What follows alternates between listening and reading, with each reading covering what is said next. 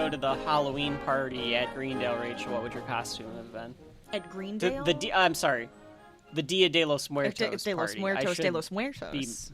Be more specific. Dia de los Muertos happens to them in the next season, which will probably be close to a main event level probably for us. Oh my god. Oh, what would my costume be? I feel like it would have to be something punny.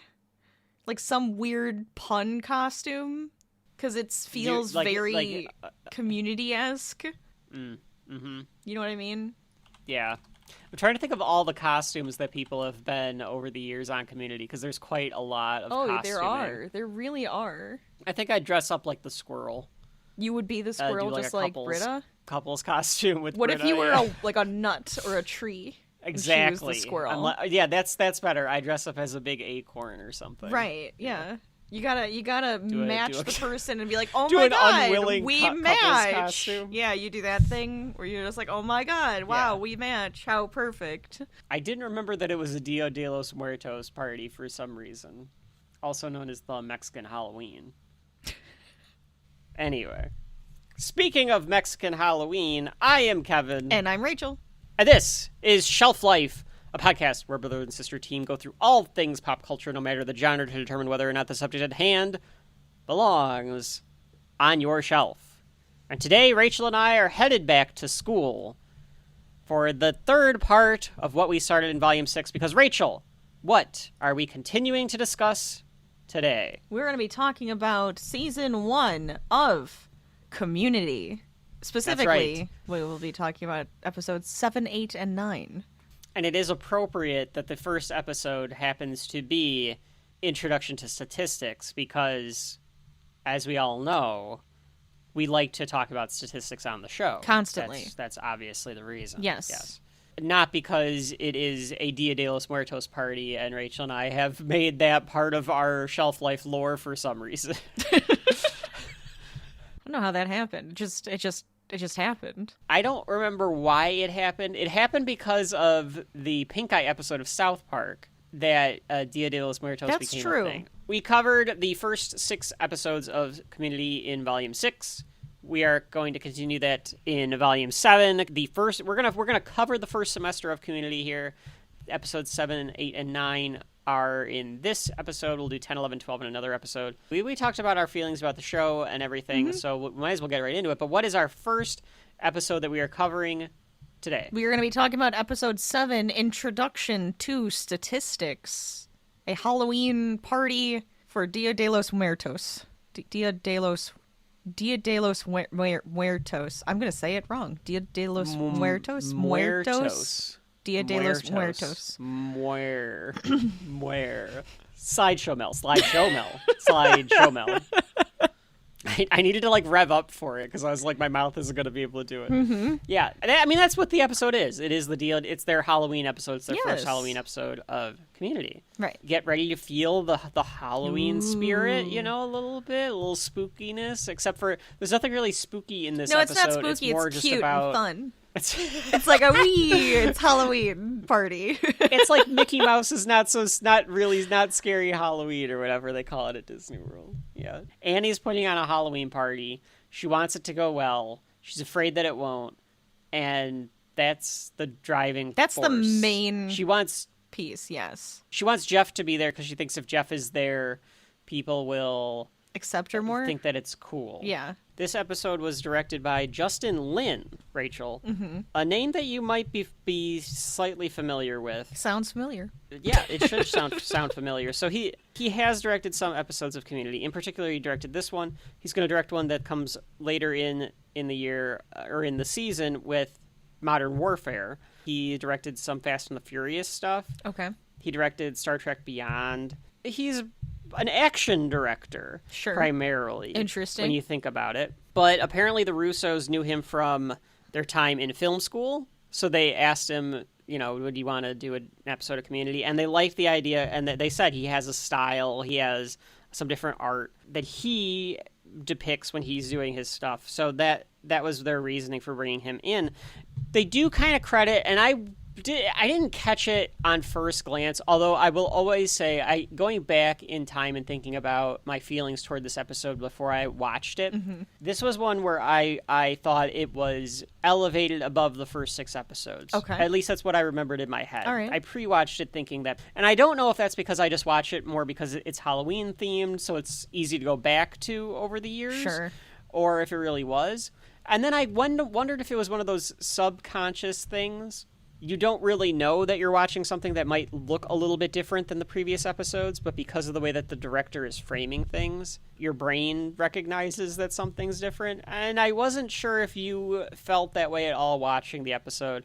Let me know if you did. I think we could maybe see some of that in the way that, in particular, the ending with Abed as Batman, or the way that Pierce has his freak out. Sure. Like stuff like that. Anyway, it was written by Dan Harmon, John Pollock, and Tim Hobart.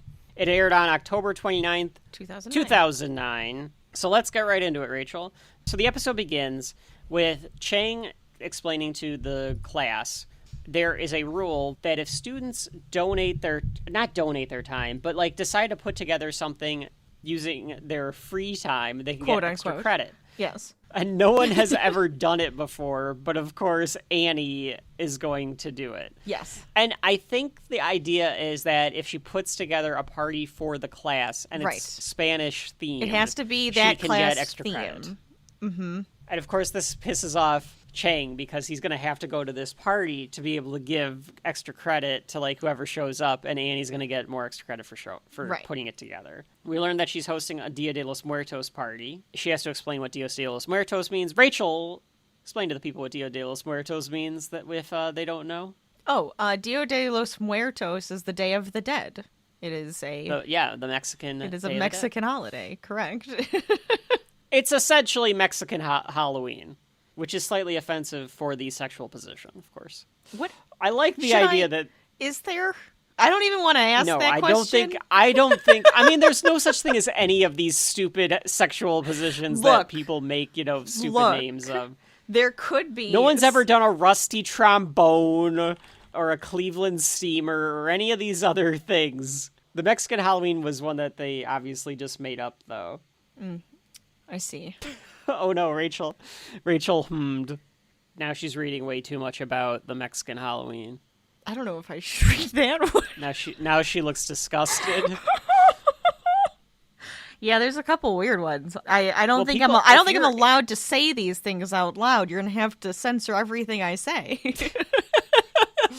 Some of these were just like, oh yeah, it's like a fictional sexual position. Just put a nationality with a noun and you can call it a sexual position. But then I scroll down and there's 100%. Somebody is trying to explain what it is. It says Mexican Halloween is a sexual act. It occurs when a man is having sex with a woman from behind and he opens up a can of chili con carne he had hidden earlier and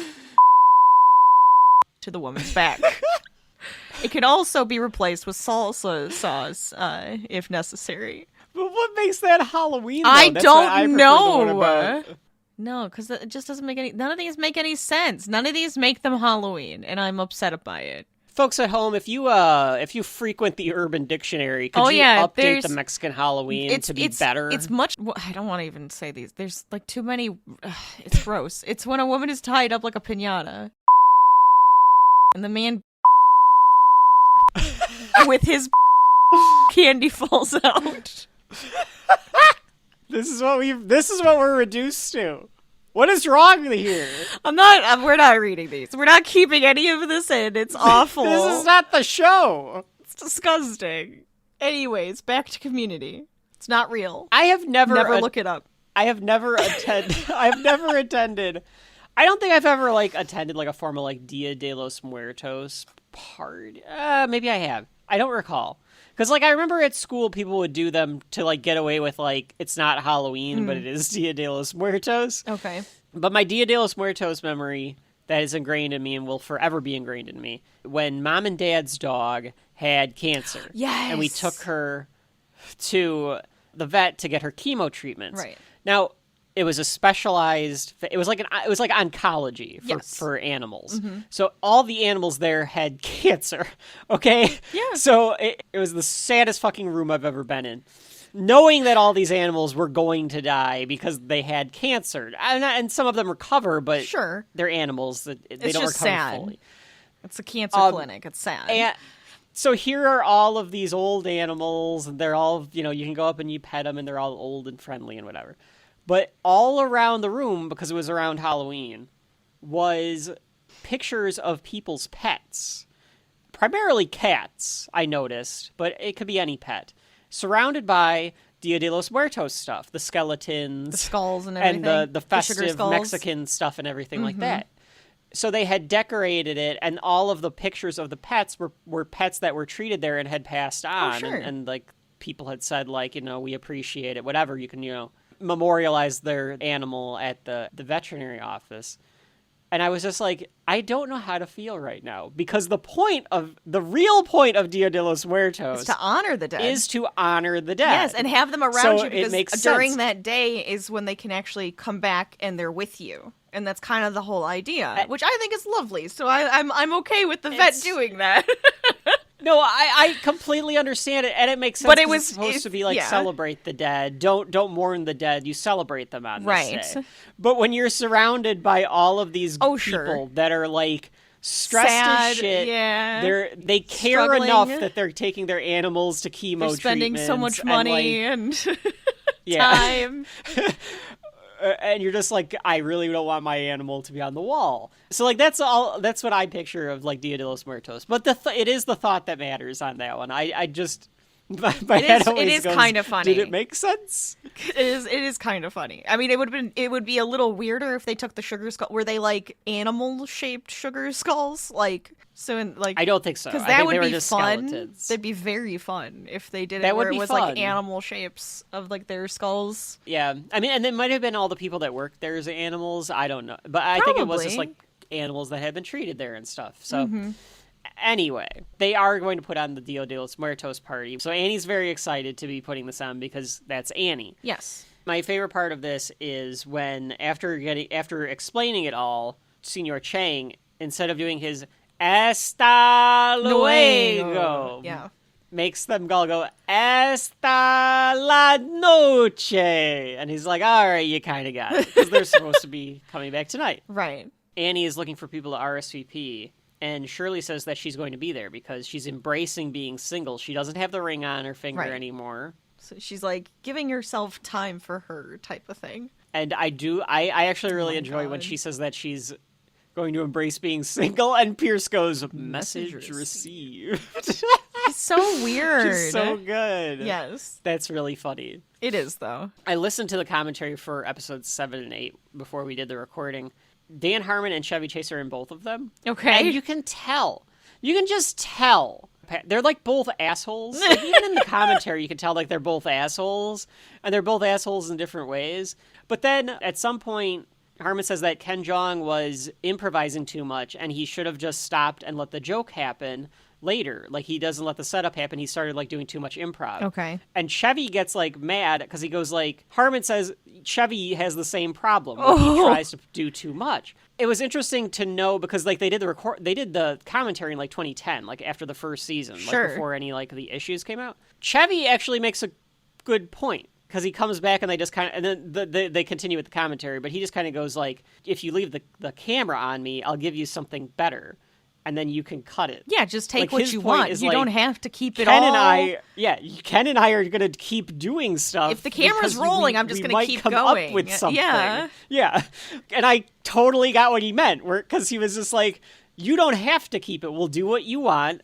And then we're going to do 5 other things, and you might go, that's better. I kind of like this, but I like this for this part. Yeah, it's one of those things. It was interesting because it wasn't like they were, like, contentious with each other, but you can just tell, like, the two personalities clash even in the commentary. And I just wanted to bring that up because this was another one of those where it's like, the way that Chevy Chase plays this character is so good. He's so funny in this. And it might be a combination of how it's written and how Harmon and company do it, but it's also because of Chevy Chase. Right. And it's just a shame that they couldn't keep that going because of their personalities clashing, but whatever. Jeff says he's not going to RSVP. He hasn't RSVP'd yet because he's too cool to go, because Britta confronts him about going, and he says he's not going. Pierce is trying to RSVP via his phone that was established already. Yes. He can't figure out how to answer it or answer the or email do anything, correctly. Honestly, because he accidentally calls his mom.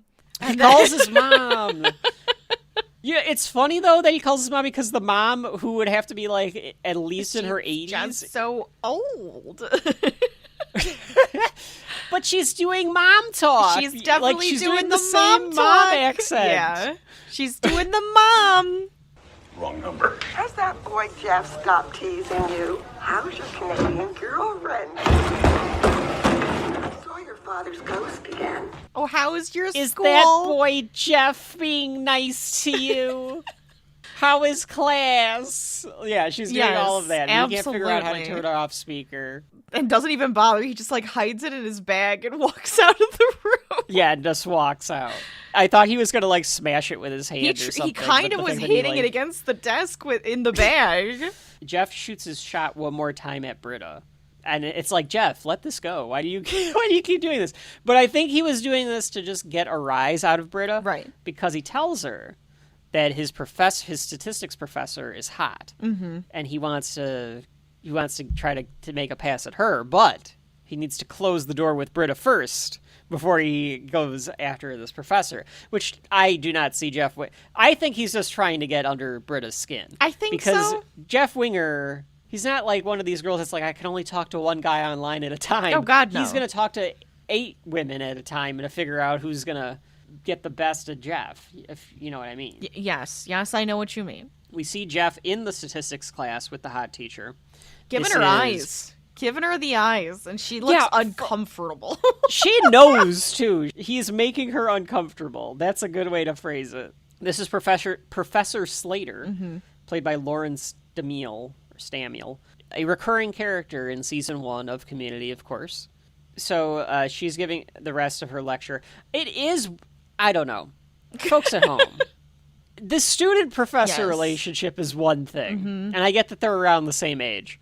Yeah, but it's still inappropriate. But to sit there and make these googly, it's not even googly eyes. It's sex creep eyes. It's sex eyes. Yeah. It's the come hither, but Jeff wise, like Jeff come hither look. He's study fucking her. Yeah, it's definitely like the Jeff, yeah. Yes. Yeah. Rachel's Tony Storm posing on the other side of the studio. You know what I mean? Yeah, I mean, Rachel, you were doing like 1940s starlet with like the hands. But that's what he was doing. He had his hands. He was like using his hands, and he was like going across, like he was like touching his lip and stuff. He's weird. It's too much, Jeff. Pull it back. It was way too much, and she knows that he's doing it too. Yes, which makes it even worse. He makes this béarnaise sauce joke. Yes, he does. Because she's giving a lecture on what's his name? Bernoulli. Bernoulli. Every time I hear the name Bernoulli, I have to do it like that because of stupid Spinulli. She's giving a lecture on Bernoulli, so then he says something about it being a sauce, and she goes, I think you're getting it confused with Béarnaise. And I then assume he goes, that so that then was we should go out to dinner. Yes. Yes, okay, so he was doing it on purpose. It was smooth. That's too clever. It was That's very too clever. Smooth. Mm-hmm. In my entire life, I will never be that smooth. That is way too damn smooth. He was thinking of that the entire class. He was trying to come up with the line the entire class. That is all he took out of it was the name Bernoulli. He has nothing else from that entire class. Well, okay, that's fair. I agree with that. He's giving her all these lines. He, in fact, is actually, it's working on her. I cannot get the character of Slater in this episode, Rachel, because so most weird. of Jeff's lines all work on her. Yes. He's either exactly her type, she is just or she DTF. is so, or she's. I feel like there's like a darker side to her, and I don't remember if you actually get to see it. Not darker side, but like a less put together side. Because she comes off as extremely put together and well-read. She's got some weird baggage, I would think. Yes. Yeah. Because she's at Greendale. Right. So... Yes. There's already something in the closet. Something. All right? What's going on? Something's missing. Something's missing, all right. What does he say? Because he's like, is this working? And she's like, it was until you had to ask. Yes. Well, yeah, because she said it's cute. It's a little aggressive. But as a busy, confident woman, I'm attracted to men who take charge. And yeah, I guess you're she nailing does say it why. until you had to ask. Yes, yes. So she just kind of likes the idea. Maybe she just kind of likes the idea that there's this guy that was a professional. Pursuing her. She likes men pursuing her. Has this confidence. Yeah, and has the confidence to be able to do it and get away with it. Mm-hmm. So maybe that's what it is. I don't know. Like, he's like, damn the consequences, and she's like, all right. Yeah, exactly. I think that's what it is. She tells him that she would date him. He's tall, which takes me out of the Slater running. He is very tall. Every time he's with Annie, nice. Like, they go from her perspective, and you're just like, yeah, he's tall. He's up there. Well, because Allison, all three tiny. of the women on the show are small, and then it just looks really funny. You have freaking Jeff.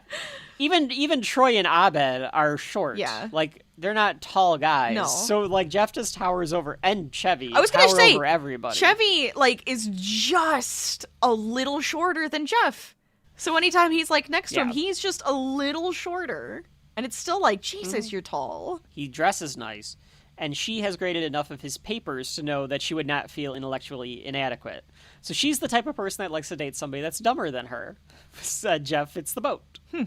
Interesting. What are your thoughts on that, Rachel? I have never thought about that as a turnoff about dating someone that... Intellectual? Dating a girl that is intellectually superior to me. I've never thought about that as being I don't know if I care too much. I don't understand why. About how smart they are. I think it's the arrogance of being smart, because sometimes people take their smartness as their only personality trait, and then they have to show it off constantly. Okay. So maybe that could be the problem. We'll get into that, and we'll get into that in a minute here as well with the way that she introduces herself. So maybe that is a sticking point when it comes to Slater because of how she introduces herself to Britta later. Mm-hmm.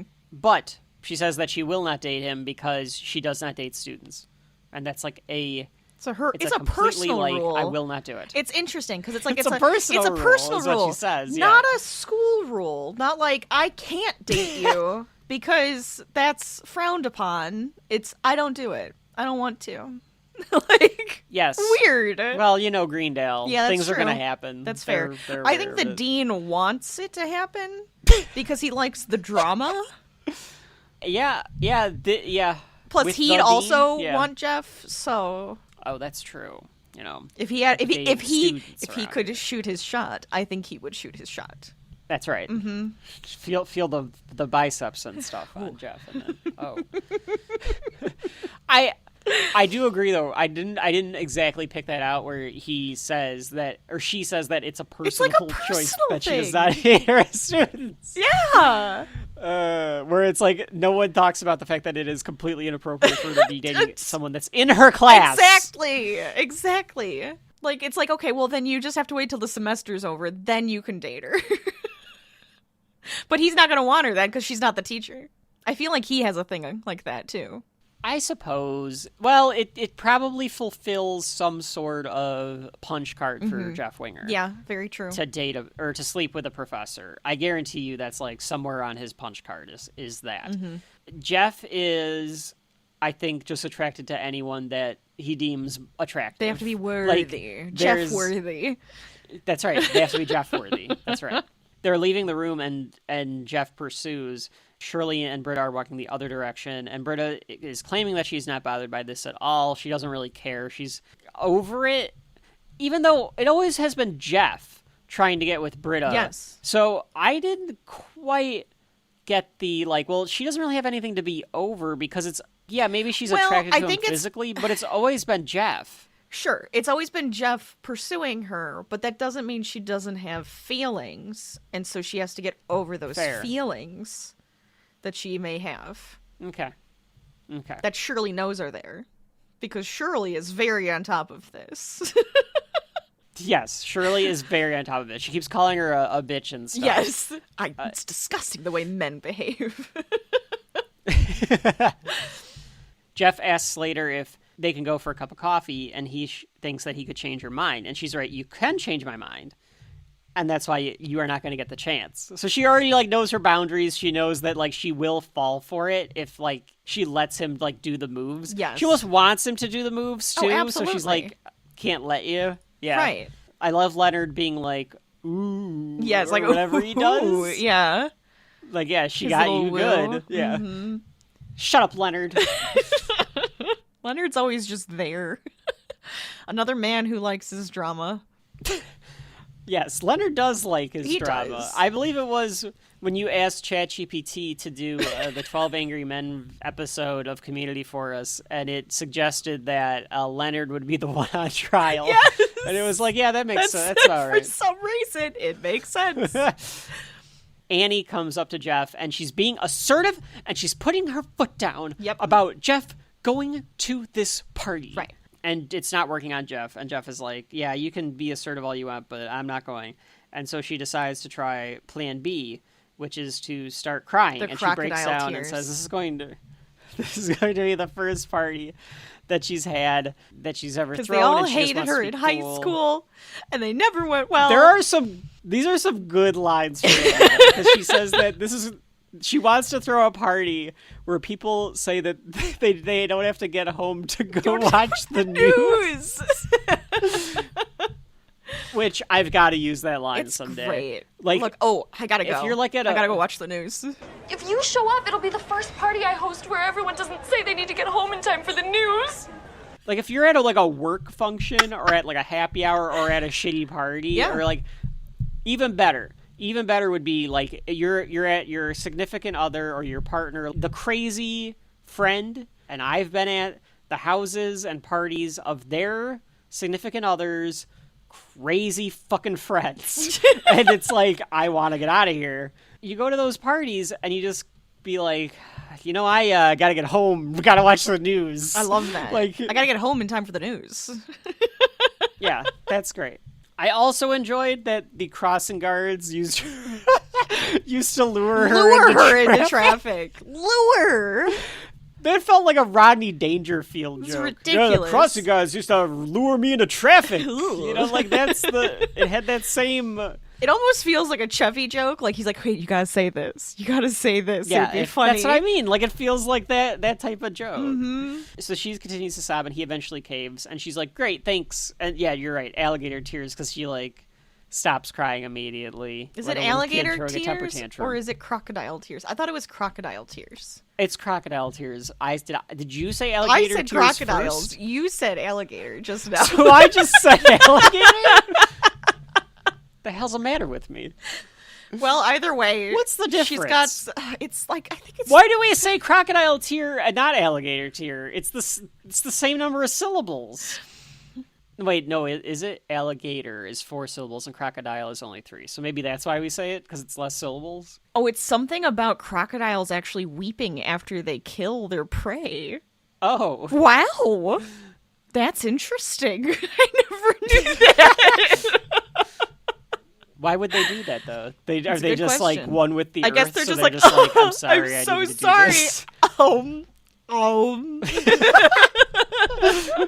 Like Mr. Smithers eating Mr. Burns in that Jail's Horror episode. Is that what I just did? I feel like that's what I just did.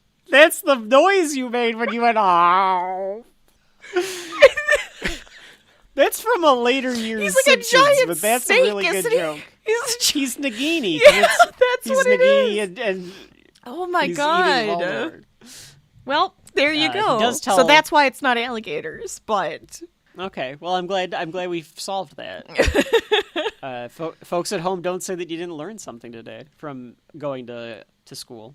Pierce and Troy are out in the quad, and I think they're just like eating or studying. They're just kind of sitting there. it might be But like Pierce between classes has or something. his old man pill set, Yes. which tells him which pills to take every day. Right. Which, hey, it's a good idea. No, it's handy. It's a good idea to do it, Mm-hmm. especially if you're on multiple pills. Yeah, I was going to say, not just old, but if you're just on multiple pills in general. Yeah, he's afraid. Pierce tries to take his pills discreetly because he's afraid of doing anything that makes him look old. Yes, he doesn't want to look old. That is his biggest fear, is just looking old. Mm-hmm. So he tries to do it discreetly, but Abed catches him immediately. Yeah, because he's just standing right behind him. And Abed is like, oh, those pills, my grandpa took this. Mm-hmm. And my grandma had, forgot and all of this stuff. Yeah, he was like hallucinating at one point because he took the wrong thing at the wrong time. Some of it's for like incontinence and all of this thing. Yeah, it's for this one's for your heart. And they caught him like naked down the Gaza Strip or something like ridiculous. That, mm-hmm. So Pierce gets pissed and goes, "I'm not your pantsless grandpa." Great line. And I do love that Troy just kind of goes, pantsless grandpa. He doesn't care about anything else. He didn't hear or care about any of the other stuff. It was just the pantsless grandpa line that got him. He probably didn't need to be discreet about the pills at all. Because Troy was probably not paying any attention. Yeah. And Abed is just Abed. He's not actually being like mean. He's just like, oh, I recognize that. Judgmental or anything. Yeah. The party is on, and Annie is greeting everyone. So it is now the Dia de los Muertos. She is a skeleton. This is the first time that I noticed the camera being, like, following people around and stuff. That was a little bit different. I know the Russos tried it in some of the earlier episodes, but there is an air of Justin Lin's sense of, like, action directing and, like, moving the camera as, like, it moves around. Yeah, exactly. To kind of tell the narrative as we're going. Britta is dressed in what might be one of the most adorable things I've ever seen. I love this, and I kind of want to get this outfit this year. I think I want to be a squirrel this year. I think you might have to, It's Rachel. too damn cute. Britta looks so fucking cute as this adorable. Squirrel. She even has a large nut to carry around with her. This is the That's right. best. She got you. You goddamn right she does it. All right. And this big squirrel tail, too. So, yes. According to the commentary, Dan Harmon said that Gillian Jacobs came up to her and said she wants Britta to dress up in this particular outfit. Dan didn't understand it at first because, like, it wasn't written in, like, the script of what the costume was, but she was like, it should be, I have it in mind, this outfit. Mm-hmm. And Harmon, being a control freak, was like, I didn't know what to think. I didn't see how that would be a choice for the character, but the actor has a good control of the character. So, like, if you're thinking that should be the costume, then your character can think that should be the costume and go with it. So this was actually Gillian's choice. I love that. According to the commentary. Like, I gotta be a squirrel. That Britta should dress up as a squirrel. And it makes sense, too, because she tells Annie that she hates that women use Halloween as a opportunity to dress slutty. Right. Whatever the Mean Girls line she has. Mm-hmm. And, of course, Annie's like, oh, I know, right? And then Annie peels off her cloak cape that she has on. Yeah, but here's the deal. It's just a morph suit. So, yes, it shows off her curves, but it's not, like, the sexiest thing if you think of sexy Halloween costume, all right? It's sexy in that it's sexy in the way that it shows her curves. It shows off the curves. Yes. But it's not sexy Halloween costume, quote unquote. This is the first time, though, I think that they have had Alison Brie kind of sexified.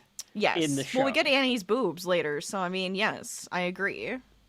But in this episode in particular, I think this is the first time that you look at Annie for a minute. There you go.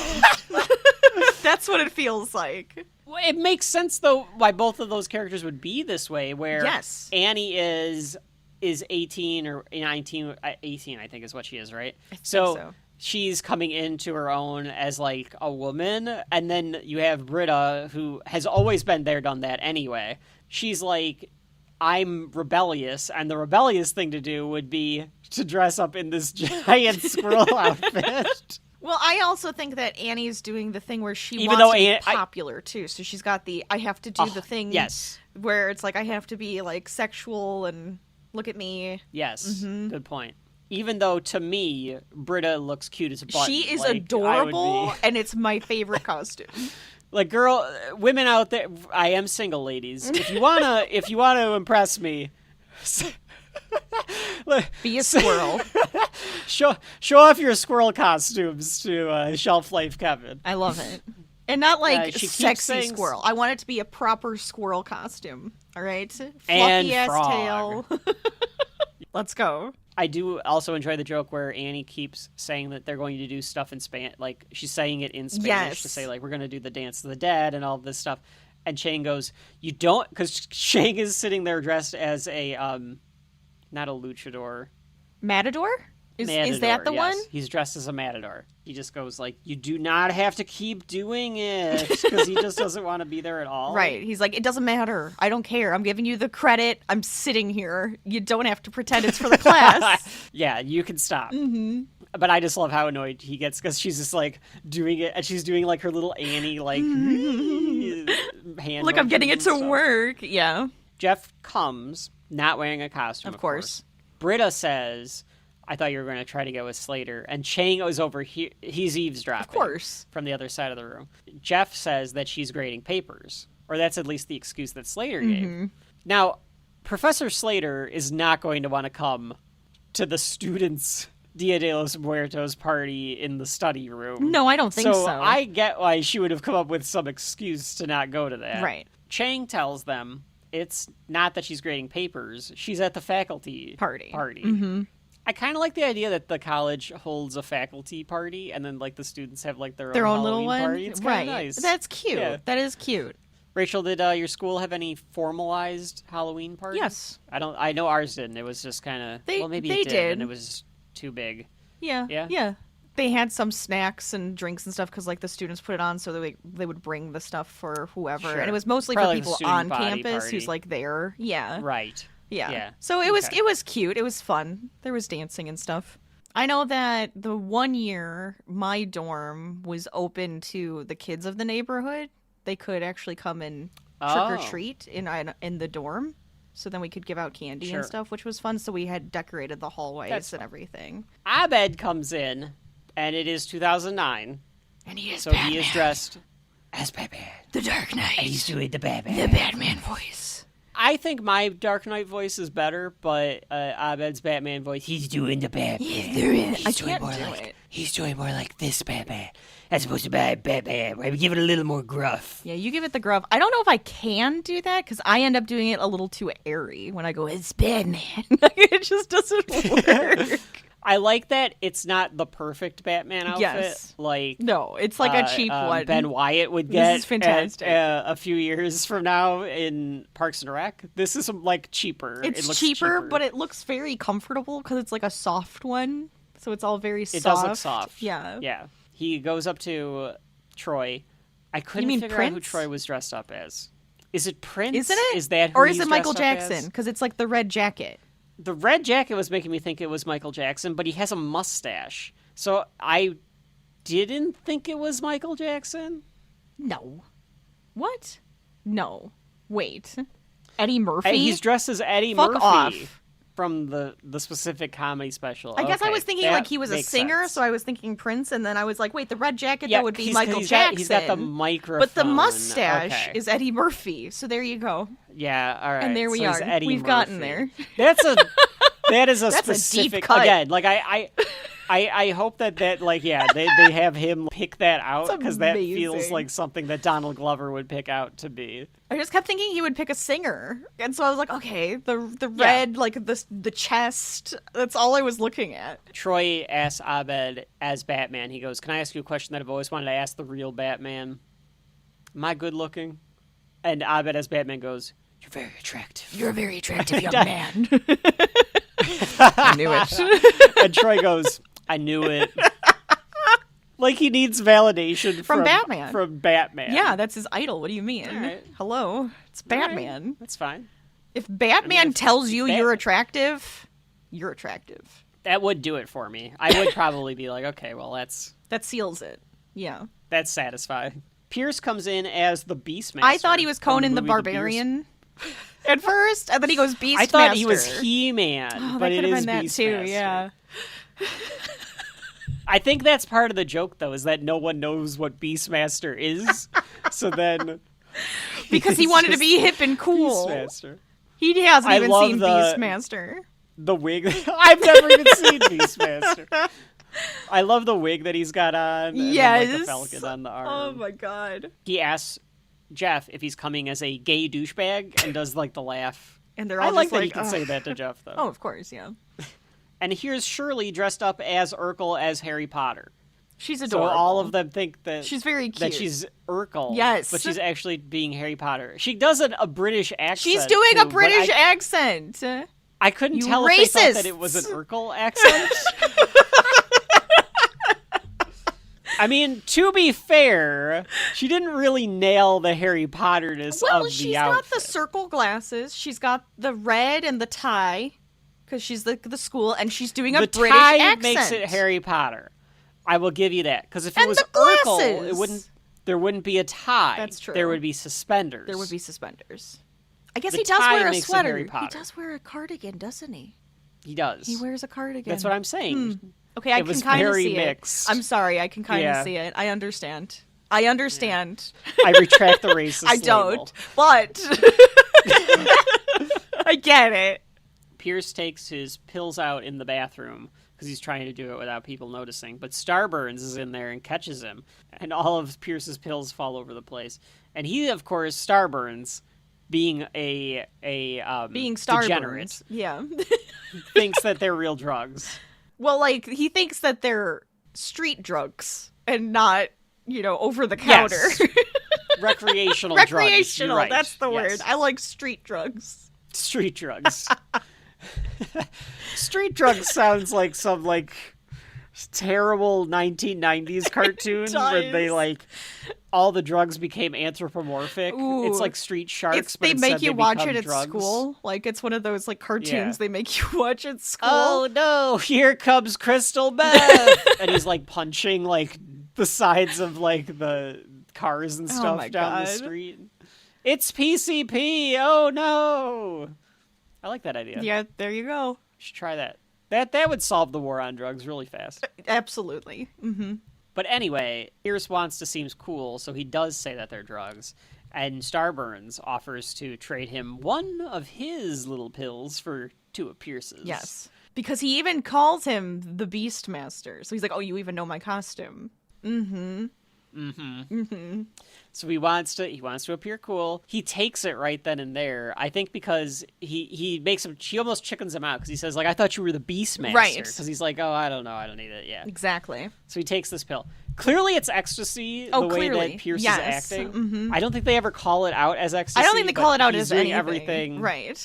But he's doing everything that, ecstasy would make you do. Which, in the late aughts, was, that street drug of choice.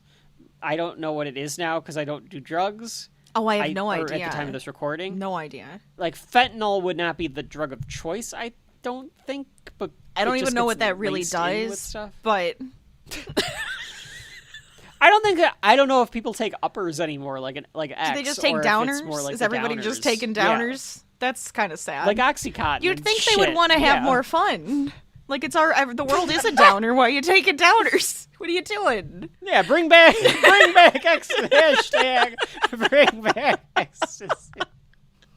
Hashtag bring back uppers. I don't think we should don't put Shelf Life's name on that, please. No. That's a you thing. That is not an us thing. That is definitely not an us thing. I do not do drugs, nor have I ever done drugs. No. I'm a good boy. Yeah. I'm a good little boy. Aw, there you are. To the annoyance of everyone in my life. I don't understand why. That shouldn't be. It's not doing anything to them. Screw them. It's fine. Chang leaves to go to the faculty party, and Winger convinces him to go because he's like, I'll give you $20. Well, he convinces him to be his second. He can bring him with. He can bring a guest. Yes. Chang does say something about the fact that you're not going to get with Slater, Winger. She doesn't date students. Right. Nor does she date Asian men that drive mopeds. So he shot his shot, and it didn't work. And he does say he's going to bring the bike around. So he actually is bringing this moped with. Mm-hmm. The drugs start to take effect on Pierce. Yeah, because he's licking his gums and stuff. He's being weird. I will say, in the commentary, Chevy Chase was like, I had no idea I don't know, because they're like, yeah, this is ecstasy or whatever. Chevy's like, I had no idea what it was. What am I supposed to do? you're doing everything that we like. Clearly they just directed him to do this because he's doing everything that people on ecstasy do. I guess it's one of those things where it's just like, okay, do what you think people would act like when they're on drugs, and then you just go, okay, act weird, pretend you're trying to act normal, but do it in a weird way. I think that's got to be a part of it. Well, that's how he starts, but the touching people and the getting the erection and the feeling himself and stuff like that, that is specifically to X. Oh yeah, it's right. Like, it's the love drug or whatever it used to be called. It feels like something that Pierce would have done in his prime because he's old. Well, he would have done like acid. Oh, he would have done acid. Okay. Yeah. I don't know that the would difference, have been like 60s but or 70s. Yeah. I mean, neither do I. But that's what he would have done. It would have been that would have been the equivalent of it. Fair. Anyway. Yeah. I don't even. Do I look it up? No. Go on. I was gonna look up the difference. Annie starts. I mean, if you put it in incognito mode, you can get away with anything. Anybody, if the FBI agent who's watching me is probably just really fucking confused half the time because I look up all the things and I just don't give a shit. So they don't know. They don't care. It doesn't matter. That's because you're white. Annie starts the dance of the dead. Starburns pulls Pierce aside and goes, "What the hell, Pierce? What were in those drugs you gave me? My heart stopped racing and I can't pee." The can't pee, obviously, but maybe Starburns needs something for that heart palpitation problem that he might have. Potentially. Annie was planning on dancing with Jeff, but since he left, now there's an issue, and of course, this is when Starburns says, like, "Oh, might have to get home. I might miss the news." So Annie starts to freak out. Of course. I mean, again, though, Starburns is on, old man medication, so it could just be the old man medication talking. I like that interpretation of it, yeah. Shirley and Britta know what happened, and they're upset. Shirley says that she's going to go find Professor Slater's car, and I thought that she said she was going to burn it down. I thought she said that, too. I thought it was something like burn it down, wasn't it? I think so. I think I'm going to find that bitch's car and burn it down. I think it's something to the effect of how she says it. At the faculty party... Oh, no, she just says, "I'm going to snap off her antenna." She says what she's going to do. Okay. Yeah. She does say she's going to snap off the antenna. Yes. All right. Sorry, I had to see what it was. At the faculty party, Jeff shows up with a cowboy hat, a full cowboy outfit. He's got the full belt. Yes. He's got the holster. He's got everything. And cowboy hat. So that means that he just happens to have a cowboy outfit close enough, like in his car, so that he could put it on, because they're still on campus, right? Yes. I would assume that they're still on campus. They're just like on the other side of campus. Yeah, they're just in a different building. They must be on campus because the study group shows up in a couple of minutes. Right, so they're not that far. Professor Slater is dressed up as Robin Hood. Jeff tells her that he is there to show her his non-student side. And she says, okay, you know what? This is doing it. Again, he plays his cards right, even though he doesn't know what he's doing. Because Slater goes, "You know what? This is actually doing it for me. I lost my virginity to somebody at a rodeo." Yeah, I think that was something like that. Mm-hmm. Which, again, she's Jeff showing her baggage. She's showing her baggage there. And Jeff says that he lost his to a girl at a party. Junior Britta rodeo shows up to taunt him. I'm sorry, go on. Oh, yeah. The winner of the junior rodeo or something like that, I think is what she says. Britta shows up to taunt him, dressed in the squirrel. I love that she carries the nut around. Well, what is she going to do? Episode. What else is she going to do with it? I didn't leave it somewhere in the study room. Why would you leave it? Somebody's going to take her nut. Maybe it's her purse. Maybe she's got stuff in there. She's got her keys in there. She's got stuff that inside. That would be pretty cute. Yeah, that's what I would do. She berates Jeff. And then goes... As she's doing that, she's like, whoa, wait a minute. She realizes the man is dressed as a cowboy. And this is where she comes up to the conclusion where she's like, you have a full cowboy outfit just sitting around that you were able to get to? I'm assuming he has a couple sexy outfits like this, like sexy dude outfits, just because this man he either likes to play or it's foreplay. And then also just has them just in case he wants to go to a party like this to pick up chicks. Or if he goes to some place where maybe he has the cowboy outfit because he goes to square dances to pick up ladies. You never know. You don't know. Or that might just be the place he has to go to get some lady that he saw. That's right. I agree, though. He has at least 3 outfits in his car at all times. At all times, yes. Of varying degrees. Mm-hmm. So yeah, he's got like the suave suit. He's got a maybe more like an athletic outfit, and then he's got like a costume of some kind at all times, definitely. Mm-hmm, mm-hmm. Well, the athletic outfit is probably literally like tight shorts and no shirt, is my guess. But yeah, he's just walking around in boxer briefs. Well, I was thinking like bicycle shorts that like don't hide anything type of thing is what I expect for some reason. Well, we'll get to that episode later on. Maybe it might be in the second semester. Slater introduces herself to Britta, and she introduces herself saying, Professor Slater, PhD. This is where I was wondering, Rachel, if this is like you said, a thing where she makes being a doctor her personality, or a bit of it. But in fairness to Slater, Britta is 30 years old, or 29, whatever they say she is. So she could be part of the faculty. So if you haven't met this person that you think might be part of the faculty... I don't think you just give your letters. You don't just go... I didn't think so either. I'm going to go up to anybody and just say, hey, I'm Rachel, PhD. Like, that seems ridiculous. Like... It usually only comes up, like, in conversation. Yeah, I feel like that's like a networking thing. That's a networking thing. Like, this isn't a networking. This is a party. I podcast. I have my PhD in podcasting. That's right. I'm Dr. Kevin of Shelf Life Podcast. Of the Couch Potato Network. Honorable degree. The CPN. I got my degree at, What was that? The Couch Potato Network. Oh, God. I do like the way that Britta almost fires back at Slater, though, because she says, Professor Slater, PhD, and she goes, Britta Perry, GED. Yes, like, I loved that. That was great. Without hesitation. Then Slater goes like, oh, are you a classmate of Jeff's? Almost belittling both of them. Absolutely. Classmate, and I think it just seems like... You could have said friend, you could have said colleague, you could have said something, but classmate does sound belittling. Classmate. Jeff says that, because Jeff is like, when you say it that way, you make it sound like we take naps. Right. And, like, is it like eat glue or something? Changed. Oh, okay. Eat glue. Yeah, it is. It's eat glue. So he's trying to, like, hold it all together, but as he's doing that, Abed and Troy show up, and Abed, like, does the sneak around, like, Batman. He kind of comes in, like, he just dropped down from the ceiling. With the cape out and everything. Yeah. It's adorable. And Troy says, Pierce took something and is acting weird. And it's... He's touching like that movie people Grumpy Old End, but not hilarious. Yeah, he's touching people and dancing. It's like Grumpy Old Men, but not hilarious. I've seen the blooper reel on the Blu-ray. There's a ton of different ones of how they came in and talked or said something. Danny Glover just did Danny Glover. Where Donald Glover did like a million different ones where he would say different things.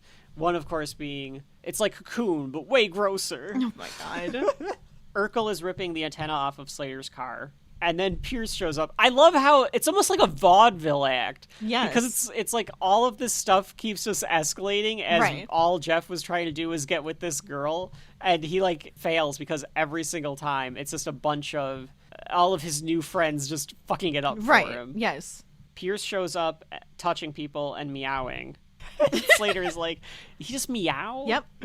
Now, the dean is there. He's the one who saw Shirley breaking off the antenna to the car. I think he wanted this to be like a black tie masquerade, the way he's dressed.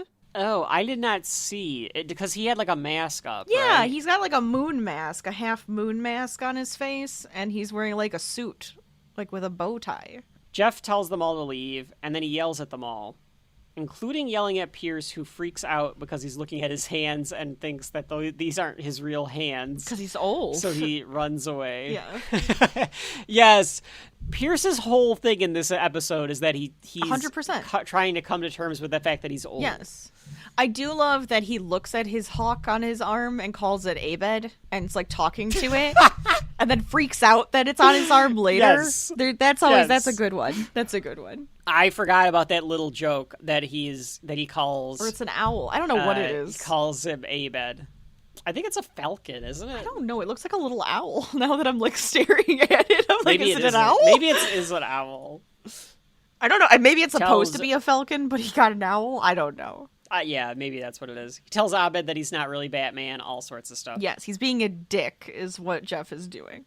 As they leave, Abed tells Jeff, I know I'm not Batman, but you could try not being a jerk. Good job, Abed. I'm sorry. Good job, Abed. I like how you said it. Yeah, you said it like Pierce. Good job, Abed.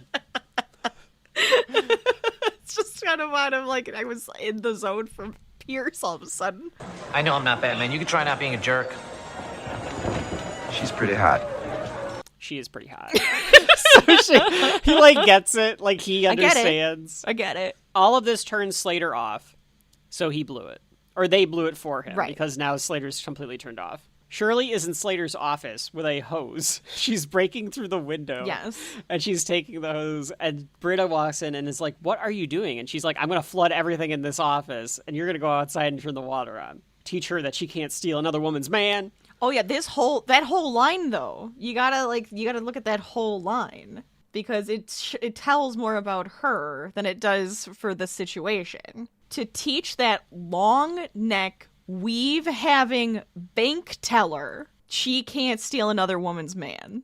Okay. There you go. I'm sorry, I had to point that one out, because that's very telling for Shirley here. No, you did, because that's so fast that I didn't catch all of that, so I'm glad that you did. Obviously, this has to do with her ex. It does not have to do with anything with Britta and Jeff and Slater. Yeah, she's projecting. She's projecting it completely. And Britta truly does not care.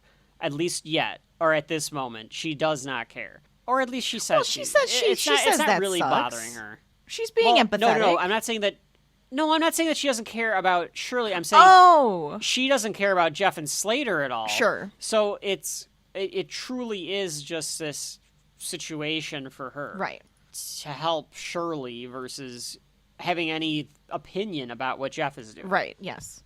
And Shirley admits that what she wanted, was for the husband to have to come crawling back to her and for her to be able to say, go to hell. Right. So it's not like she wanted the husband back. No. She just wanted to have She wanted him to grovel. Where she got to... She didn't want him to be happy. Be proud. And he's happy. He wants the ring back so that he can give it to the new girlfriend. He can get the ring back. Which is just which is bizarre. Well, I mean, I guess because it's a family ring, so it's not something that he bought specifically for Shirley. It's no, this was my mother's. Yeah. It's still weird. There's still something to that I don't know. Especially being that second woman, then it's you're giving me the ring you gave your ex-wife. No. There's a lot of no's to that one, I think. Yeah, that whole situation seems odd. And she was too proud to say any of that, or too proud to believe that, go through those emotions. Mm-hmm. So she pretended that Britta was also upset. Yeah. And was taking it out on Slater. They hug, and the way that Justin Lynch frames the shot with Britta's tail. Yes. Britta's giant tail is funny. But she even says oh yeah, look at all these awards. I can't believe I targeted this lady. She's probably very nice. She does her very nice because it's her. Yeah, she's very nice. And Britta. And as they're leaving. Yes. Mm-hmm. Go ahead. Britta looks at it and goes, yeah, nice and pretentious, and then breaks one of her awards and just kind of smiles at it there, that's enough. With a strength, with superhuman strength. But that's what I wanted to say. What the hell was that thing made out of? Yeah. Good God. Yeah. It must have already had a crack in it or something, because how the hell was she able to do this? But here's your dollar store reward. Well, maybe. I mean, we don't know where she got that PhD from. Very true. I think that Britta was more pissed off that she introduced herself as Professor Slater, PhD, than anything else, too. Right. I think that maybe there is some resentment about There might be a little bit of stuff about Jeff, but I think it's more so, you think you're better than me? Just because you have a PhD? Yeah. Meanwhile, back at the Dia de los Muertos party, Pierce is freaking out with a boner. We're getting a Pierce. We get Pierce POV, where they actually put a camera on Chevy Chase, around his waist, so that you're just getting him walking around having this freak out, which I can't do because it's a visual medium or an audio medium. But he's and his face is going back, and he's twirling around this whole time. His freak out is so good, and this is what I always remember about this episode. He's seeing Annie's skeleton dancing and just going so weird. Tell me about Pierce. Tell me about the 60s Pierce. It's so Tell me weird. about Woodstock Pierce. Yes. And why does she have to say it so sexual? Tell me about Woodstock Piers. And it's I think so because weird. it just makes it creepier. I think It so. just makes it more of like a bad trip that he's having, I think. My favorite thing is the way she's dancing, though, where she has, like, her arms up, and then she's just moving her butt. Like, she's just moving her hips back and forth. And, like, very subtly. It's so weird. Yeah, skeleton dancing, yeah. Oh, my God. Yeah, it's this weird, funny dance. The decorations have come to life, and they're dancing with her. There's a giant tombstone that says R.I.P.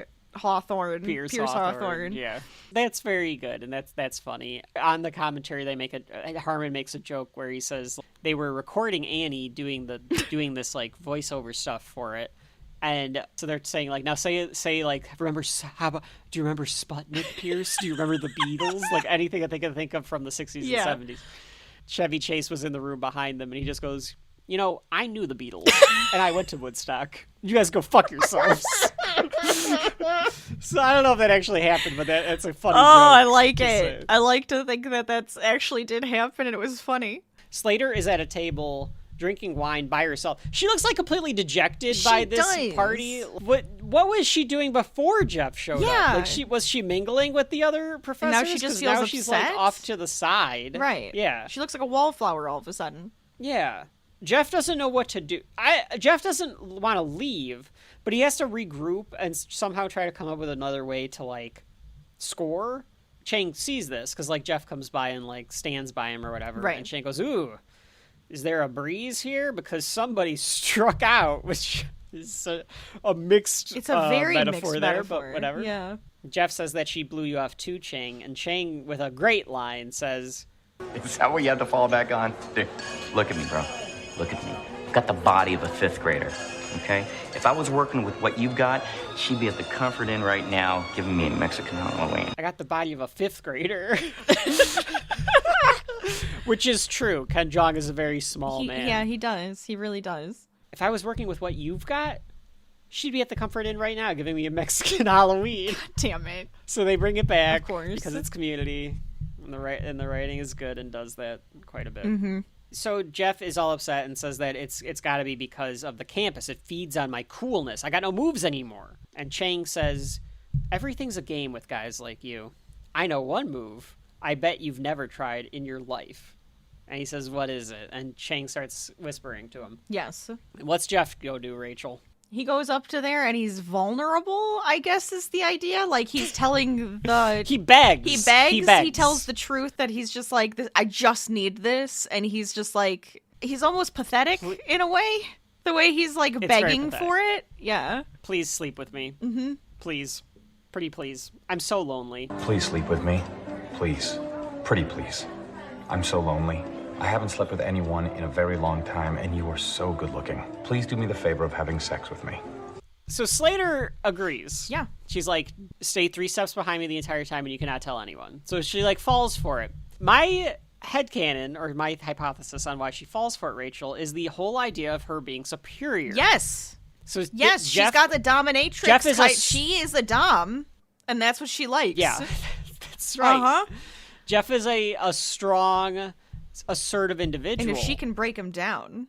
Exactly. Mm-hmm. That's what she wanted. I think that's what she wants. That's what she wanted. That's her thing. Yeah, it's totally her thing. Kink. That's her kink. That's it right there. They were going to do some weird Robin Hood and cowboy stuff. You know they were. Mm-hmm. Get the arrow out. They were definitely going to play it. Somebody was getting a Mexican Halloween. That's for sure. Somebody. I don't know which. But yeah, that was happening. I got to try that one day, Rachel. I've never begged someone to sleep with me. Wonder if that would work. I guess it could. It might work on somebody. It didn't work in Crossroads with Justin Long and Britney Spears. I remember he begs for sex in that, too. And she doesn't do it. God, that's a weird one. Yeah, I think you're right. Yeah. That one's justifiable, though, because it's literally Britney Spears from 2002. Britney Spears, yeah. I would beg for sex with Britney Spears from 2002. Yeah. So, yeah. If you're at that high quality, yes, I will beg for sex at that point.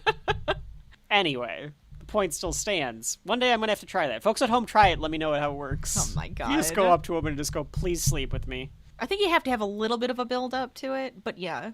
You have to try it. As a plan B. If you're assertive like Jeff and you have that arrogance and confidence, and then you somehow are able to transition into that, and you can tell that she's an assertive, see what would happen. Strong-willed woman, a strong-willed brunette, a Ron Swanson type. Yeah, the Ron Swanson of women, right there. That's what you got to go for. Mm-hmm. Well, Ron always liked he liked strong-willed brunettes. Yeah, he did. So that's what I'm saying. Chang nods in approval as they leave. I like that Chang gives him a little nod. You did well, my young apprentice. Young Padawan.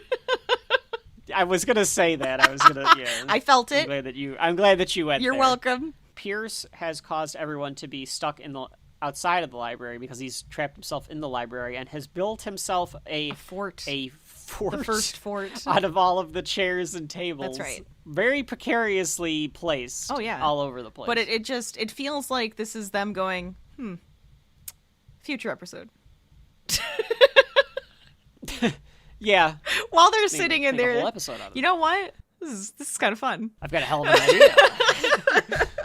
Jeff and Slater are walking by, and Jeff is like, just don't look at them. Just don't look anywhere. We'll be fine. And they immediately spot him. Before they can leave, Troy spots him and is like, Jeff. Pierce is threatening to kill himself and doesn't want to call the police because he's afraid that he'll get in trouble for doing drugs. Jeff says he can't believe he's doing this, but he turns to Slater and says, I have to say goodnight. And Slater's like, are you like their court-appointed guardian or something? It does. Which is that's an understandable question. I get it because, it's like you've been wanting nothing but to sleep with me for at least a couple of days now, and I'm finally acquiescing to that request, and yet you are going to blow that off, right? To go help these people when anyone can do this. Yeah, there's like a whole group of them there. There's a whole group of people there. But Jeff is just like, no, they need me, and he says, no, they're my classmates. I was curious, Rachel, and I want to know what your thoughts are on this. Did he put two and two together a little bit and thought that Slater was being a little too condescending to him and Britta earlier? I don't think he did. No, I don't think so. But the way that he responds, no, they're my classmates. Yeah, I think that they wanted to bring that back, the classmate comment. I feel like that wanted to be brought back. One, I kind of wish he would have been like, no, they're my study group. I kind of wanted I thought he was going to be the line, because it's, no, they're not my classmates. Sure. We're not children eating paste. And he wouldn't, they're not my friends, but they're my study group. And he feels like in charge of them that way. So I feel like that's what he should have said there. I think that would have been a little bit more powerful, to be quite honest. But no, I don't think he, learned a lesson. I don't think he did. I think he just feels like he is in charge of them. He has to do that. She kisses his cheek. Chang drives by and calls him a loser. I thought he was going to say gay, but he just calls him a loser. Jeff climbs into the fort, which Rachel, not to spoil it when we're recording this episode, but I watched the first episode of Wednesday, season 2. Have you watched it? Yes, we have finished the first half. So. Oh, you watched all 4 of them? Mm-hmm. Okay. Yes, when she goes into the fire. It's the same thing. Yes. I was like, I just saw this on Wednesday. It's the same perspective and everything. Wednesday stole it from Absolutely, 100%. Pierce says that those floating Mexican skeletons were right. His life is over. He's old. Yeah, he's old. Jeff tries to calm him back down and says, like, I don't know how you spent the first 60 years, but the amount of life you lived in the last few weeks has got to, count for something. He takes risks now, and he does all this stuff. And Pierce goes, well, I do have a young African-American friend. I like how Jeff's like, I can't correct him. So he's like, yes, you do. But more importantly, you're dressed as a gladiator in a fort of chairs or something like that. He's like living to be alive type of deal. I must have missed this when Jeff calls Chang a eavesdropping matador, and Senior Chang goes, are you saying my people are sneaky? Yes, that did happen. That is correct. That was when Britta and him were talking, and he said that she was doing the test. Yeah, that was one of the things. Yeah, I remember that. Jeff says, you're a hero, Pierce, all, these ridiculous attempts to, do stuff or, stay young and things like that. And Pierce is like, I am, does, a triumphant, hand up in the air thing. Yes. But it hits a partition in this precarious fort, And because of that, it starts to all crumble down around them. And they're going to be buried alive. Before it can destroy them or kill them, Abed as Batman comes in, and we get like the perspective, definitely reflective of the ending of Dark Knight with like the cape and like running towards the two of them. But Abed with pretty good strength here because he's able to grab both of them by the backs of the shirts and pull them on the ground, which I think would take some strength to get them away from the fort. Absolutely. So he saves them. And Jeff looks up at Abed and says, Batman, are you staying for the party? And Abed says, if I stay, there can be no party. And then we get the Abed narration as Batman. Well, we get yes, it does. We'll get that in a second. But we get a very Dark Knight ending. Like, they're even doing the the Dia de los Muertos party. Annie and Jeff are dancing. Right. They're actually having fun at the party. And Abed says, I must be out of there in the night, staying vigilant. Wherever a party needs to be saved, I'm there. Wherever there are masks, or if there's tomfoolery and joy, I'm there. But sometimes I'm not, because I'm out there in the night, staying vigilant, watching, lurking, running, jumping, hurdling, sleeping. No, I can't sleep. You sleep, I'm awake. I don't sleep. I don't blink. Am I a bird? No, I'm a bat. I'm Batman. Or am I? Yes, I'm Batman. Happy Halloween.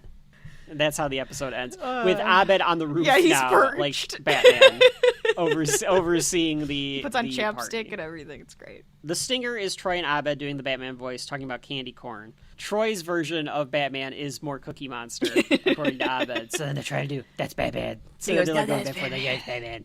And that is the end of Introduction to Statistics. Rachel, we have passed Introduction to Statistics. What did you think of that class that we took? What did you learn? I learned Bernoulli and Bernays are not the same. I learned what a Mexican Halloween was. Yeah, there was quite a bit to learn in this one. I had fun with this one. I think it was a very fun episode. It shows a lot of how dependent the study group is on Jeff. So whenever he's like not participating, they really act like they need him if something goes wrong. But it's just kind of like fun to see the dynamics between the characters and how they deal with, I guess, just ridiculous events. This is the first time I feel like they dipped their toe into being slightly ridiculous. Yes. With the fort. Right. And with the visuals of Pierce like tripping. Just being a little bit, like they're that. pushing the boundary a little bit. Just a bit. Where like it's just like, what can we get away with a little bit visually on the show? And Abed doing the Batman stuff is like they're like dipping their toes in to be able to do that kind of thing. Mm-hmm. This was like not the first, but it always was like one that like, oh, I can go back and I can watch that one. And it's probably because of the Halloweenness of it. But it is a nice little episode. The Halloween theme, I think, is really good. Jeff's journey through it works for me. Like you said, not really learning a lesson. No, I don't think he did. Per se, but still picking the study group over Slater. Right. And he did. He doesn't know if he's ever going to get another chance with Slater. Slater could be like, you chose this. That was your chance, buddy. Like, we're done. Right. I think that Jeff would find it in his mind to think that, no, I can figure that out. He can either get her or somebody like her. I even think that part of it could be that as big of a deal, but he had to stoop to a level that he's like, no, I'm praised higher with my study group than I am with this woman who I want to sleep with. Like, considering. Yeah, that's true. So I don't know if that might have been part of it. He looks for that validation for himself as well. He doesn't want to be stepped on. He wants to be looked up to. And you know she's going to be stepping on him that night. That's right. Yes, for sure. Yeah. The whips and chains are coming up. It still held up for me as I remembered it as being like a cute, fun Halloween episode. Where I think that the Halloween episodes in the future of Community are great. I wouldn't call this like great, but I do think it's like a stepping in the toe of like what can we do like within this world, dipping that's our within toe the in the pool of possibility. Thank you, Alfred Hitchcock. And then I liked it. And Shirley's realization and her growth in the episode 2 works for me. All of their costumes are fun. All that kind of stuff works. Yeah. So overall, an enjoyable episode. So that was Introduction to Statistics. After a short break, we will come back and we will do the next episode of Community. We've just got to head over to our next class, which is... home economics. Oh, interesting. Yeah. Okay, see how that one goes. And of course, Happy Halloween. Happy Halloween.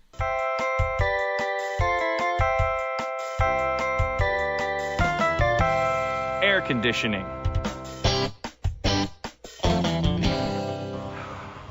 You may think you're too cool for community college, but just wait till it gets really hot outside. Every Greendale class has air conditioning. I used to go to the movies when I wanted to cool down, but it's cheaper to just enroll at Greendale. Air conditioning. Is there anything cooler than that? Greendale Community College. You're already accepted. And... we're back. Sorry, I was scrolling through my notes there. With another episode of Community. This time, we are talking about which class, Rachel? Home economics. That's right, home economics. This episode debuted on November 5th, 2009, directed by Anthony Russo, written by Dan Harmon, Lauren Pomerantz, and Liz Kakowski. Rachel, what is home economics about? I think the main story is that Jeff is living out of his car and then ends up living with Abed, and it's banned for him.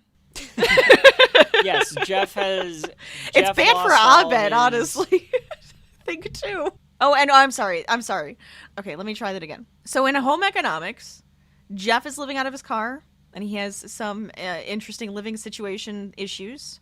Pierce joins a band, and we get some more songs. We do get some more songs. In the previous recordings that we've done of Community, earlier this year, all I kept doing was singing Getting Rid of the Brita. Because she's the bee. Getting rid of the bee. Yeah. And I couldn't remember when we were going to get to that, but apparently it was a lot sooner than I remembered. Because that is this episode here. Yes, it is. Is Getting Rid of the Brita. The first time I think Community goes musical, really. Or does musical stuff. Right. Which would become a staple of the show. It's more dipping their ways. Toes in the music stuff now. Yes. Dipping their toes. Now they're doing some more music. So we might as well dive right in. So let's start taking this class, Rachel. Get your notepads out. We're going to take some notes. Here we go. Get the notepads. Make sure you take your notes. I've always taken the notes on stuff. I should for the Community episodes take the notes by hand. You should. And not with my tablet. I think you should. It's better for you. That you actually remember things better when you write them down versus typing them. So is that true? That is supposed to be. That's supposed to be some psychological thing. Yes. All right. I think it's because of how I'll believe you. You know, you have to be a little bit more process when you're writing. Anyways, you have to think about it. Jeff is asleep in class with his head back and his mouth wide open, and Pierce is throwing pieces of paper into his mouth. Yes, he is. I could definitely see that being something to do, of like throwing the piece of paper and messing with somebody who is asleep in class. Right. Chang loves it. To the point where the rest 100%. Of the class is kind of like, oh, and he's just like, oh my god, this is amazing. But go on. Chang is like gonna mess with him. I thought he was gonna do something worse. I did than too. What he does to Jeff. Did too. The way that he was building up to it, I was like ready for him to like really fuck with them. Right. But all he kind of does is startle him awake and say like "Buenos dias, swinger" or whatever, and that's kind of the end of it. Is he just kind of wakes him up. I thought he was going to do something. Yeah, I expected something weirder. Chang. And I don't know. There probably was something, and they probably were like, "It's too much. It's too much. Too much." So class is dismissed. As they're leaving, Troy hugs Annie by pretending to be Annie's backpack. So he like climbs on her back and is like, "I'm Annie's backpack." Obviously, she thinks this is like flirting. Well, yeah, because he's like hugging her from behind. Oh, sure. I know. I understand. That's a very like Troy's flirty way of hugging somebody. The way he did this. I am just I understand Troy. The mentality of Troy is that, like, we're friends. And I'm messing with you. My friends. Yeah. He would do it to Abed. Look, I'm Abed's backpack. Mm-hmm. Yeah, and he would koala. He would koala completely onto Abed, I would think. Yeah. Troy starts talking about asking Annie if he was friends with someone and he wanted to ask them out. Would there be like a thing that they could go to? This guy. He doesn't understand, Rachel. He doesn't. I love that Shirley ships everybody in the study group. It's kind of funny, but I'm well, because it's Shirley, yes, 100%. One thing about this episode, there is some character assassination when it comes to Troy. Oh my God. Making him seem oblivious is one thing with Troy. Completely oblivious. And it should be, but it goes beyond that to the point where he comes off so as mean. Yes. Almost mean about the fact that he does not pick up on any of this. Annie obviously thinks that he's talking about her. Right. So he says, there's something under the stars is coming up in a few days. It's like a picnic and there's like going to be bands there and stuff. Right. That you could go to that. This is a good joke though, Rachel, because he goes like, oh, Randy's going to really think that that'll be a good time. Right. And she goes, oh. And he can tell. And because she's just like, oh, I thought. And this is what you think. She's upset. You think he gets it because he goes, oh, you thought. Oh, I thought. Oh, you thought. I can't believe I misled you like that. Listen, Randy can be the name of a guy or a girl. And in this case, it is definitely a girl. Thanks for your help. So he thought that her reaction was that she thought that he was coming out to her. Yes. And he's like, no. And then as he leaves, she mutters to herself, I hate you and I want to have your children. Right. And Shirley, with it, the maybe line of the episode goes, I picked the wrong damn couple to follow out of class. Because she followed Jeff and Britta. And they were just dead air. Yeah. They didn't have anything. That was a mistake. You saw the backpack hug. You should have known.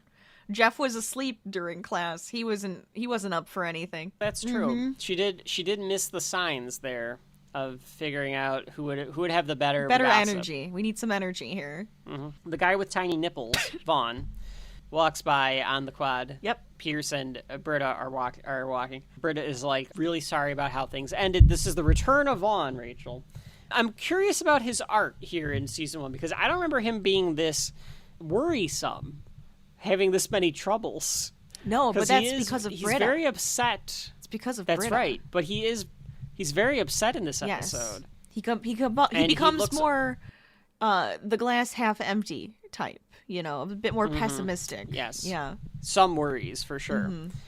He tells Britta that you're toxic, like the opposite of an antioxidant. And then he says lates as he walks away from both of them. Britta goes, isn't the word later short enough? Yes, I loved that. Short enough. That's a good one. Pierce offers to talk to Vaughn, man to man, to smooth things over. Not to, let Britta get back with him or anything like that, because Britta doesn't want to, but I think just to clear the air so that it doesn't become this thing where, Britta is looked at as, very cold to Vaughn in that group. Mm-hmm. And Britta tells him, do not talk to Vaughn. And I love the way that Britta does it, because she knows that Pierce is going to do something stupid. She's trying to be very specific. She, points directly into his face and is like, do not talk to Vaughn, and walks away. And Pierce goes, that's definitely girl for talk to Vaughn. Idiot. Absolute idiot. I mean, there definitely is that certain thing where you're supposed to pick up on clues and what people say and how they say it and stuff like that. But that's why Britta is she's very specific. Explicitly being I know you think this way. So I am telling you not to do it. Because it's not I don't know. I don't know if that would actually do anything. It was don't. No. Bad.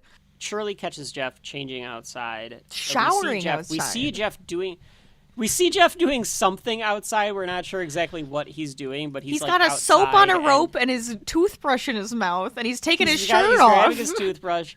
He takes his shirt off. Shirley is awesome in this episode.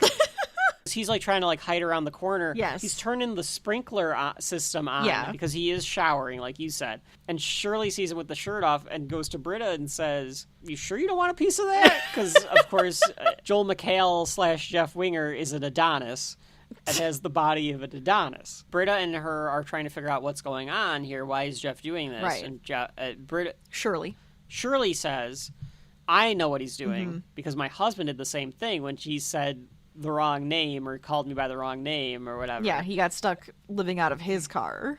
He's living in his car. Oh, the innocent mistake of calling me Valerie. Yes, they obviously immediately told the rest of the group that Jeff is living out of his car. I think the plan, it's almost like an earlier episode you would have gotten the whole group talking about like how we have to confront Jeff about this and we need to talk to him and see if he's make sure he's okay. Because you've already gotten those episodes now, like it's all implied. Like let's get to the we're just getting to the continue on what everybody's thinking. And Pierce says, I once lived in my car in the 70s. It's nothing like betting a woman in the back of a Buick Skylar. Of course, we didn't have the same safety precautions back then. No condoms. God. And then he goes, that's of course because that's before AIDS. And Abed says, hence the AIDS. Or hence AIDS. Because that's how that happened. I like that little back and forth that we had there. And then Pierce tries to change the subject because he's like, well, we should be talking about the big news that I'm the new keyboardist. Oh, sex was like shaking in Vaughn's hands. Band. I'm sorry. Oh, that's what he says, yes. Back then, sex was like shaking hands. And then Abed says, hence the AIDS. Okay. Yeah, really good. Pierce declares himself the new keyboardist in Vaughn's band. Of course. To which Britta is upset because she's like, I told you not to talk to him. Yeah, it was like a good news, bad news. Bad news, doesn't want to patch things up. Good news, I'm in his band. Yeah. Jeff shows up, and Britta is trying to figure out a way to delicately approach to him that they all know that he's sleeping in his car. And Shirley just blurts it out and goes, car, you're sleeping in your car. I love disheveled Jeff, because his hair is even more messed up. Like, he doesn't have bed head anymore. Now he has, like, real bed head, where, like, it's all fucked up and he can't get it. Living in a car bed head. That's right.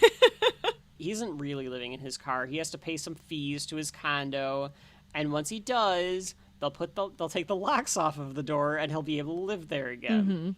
And Troy says, "You could stay with me, but my dad's racist." Which I enjoy, because that means that he hates white people. Yes. It's funny. Abed offers his dorm, but ultimately Jeff is too proud at this moment to say that he'll stay anywhere. Of course. Or that he actually has a problem, because he's trying to say, like, I'm not living out of my car, I'm fine. Troy thanks Annie for the advice. And he tells Annie that he wants to impress this girl. Yes. Could she come help, like, shop for some stuff to, like, help him? Now, again, this one, Rachel, I'm giving to Troy, because this is just, I need to get something that would, like, be good for a girl. You're my friend. Yeah, that's fine. Can you come help That's me? fair. That's understandable. Yes. Abed is creating a cootie catcher in this one, and it looks like it has the blue pen marks from the... Yes. I noticed that, too. Yeah. I saw that. Yeah. Yeah. I just wanted to highlight it. Just wanted to point it out for a second. Yeah. I just thought it was fun. Yeah, I like that. I like the idea that maybe that is the titular I think it is. catcher. Yeah. Shirley is trying to tell Annie not to do it. She's like in the background because, like you said, Rachel, she's like the choir. Oh my God! For absolutely. The shipping. So she's like shaking her head. Not okay. No, and you can't do Annie's this. Gonna do it. Right.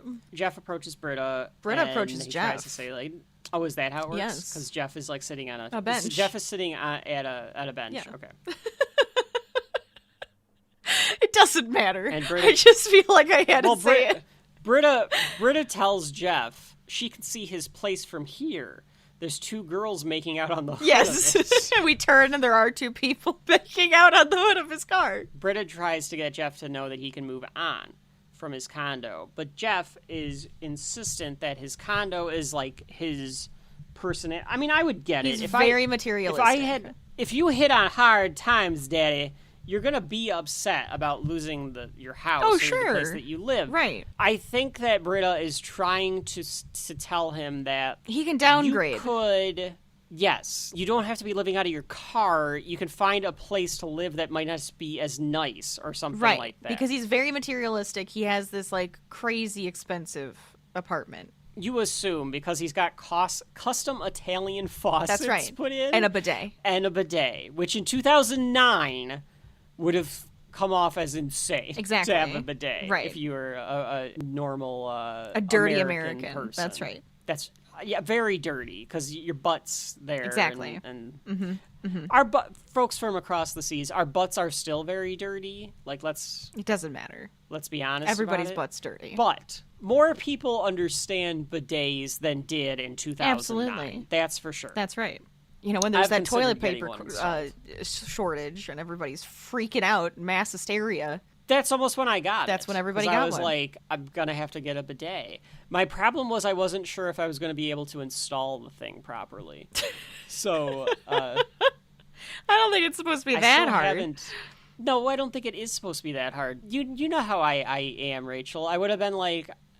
You would have bought the parts, and it would have taken you months, if not years, to install it. That's for sure. That's one. Yeah. And then I'd be, like, second-guessing myself and thinking, like...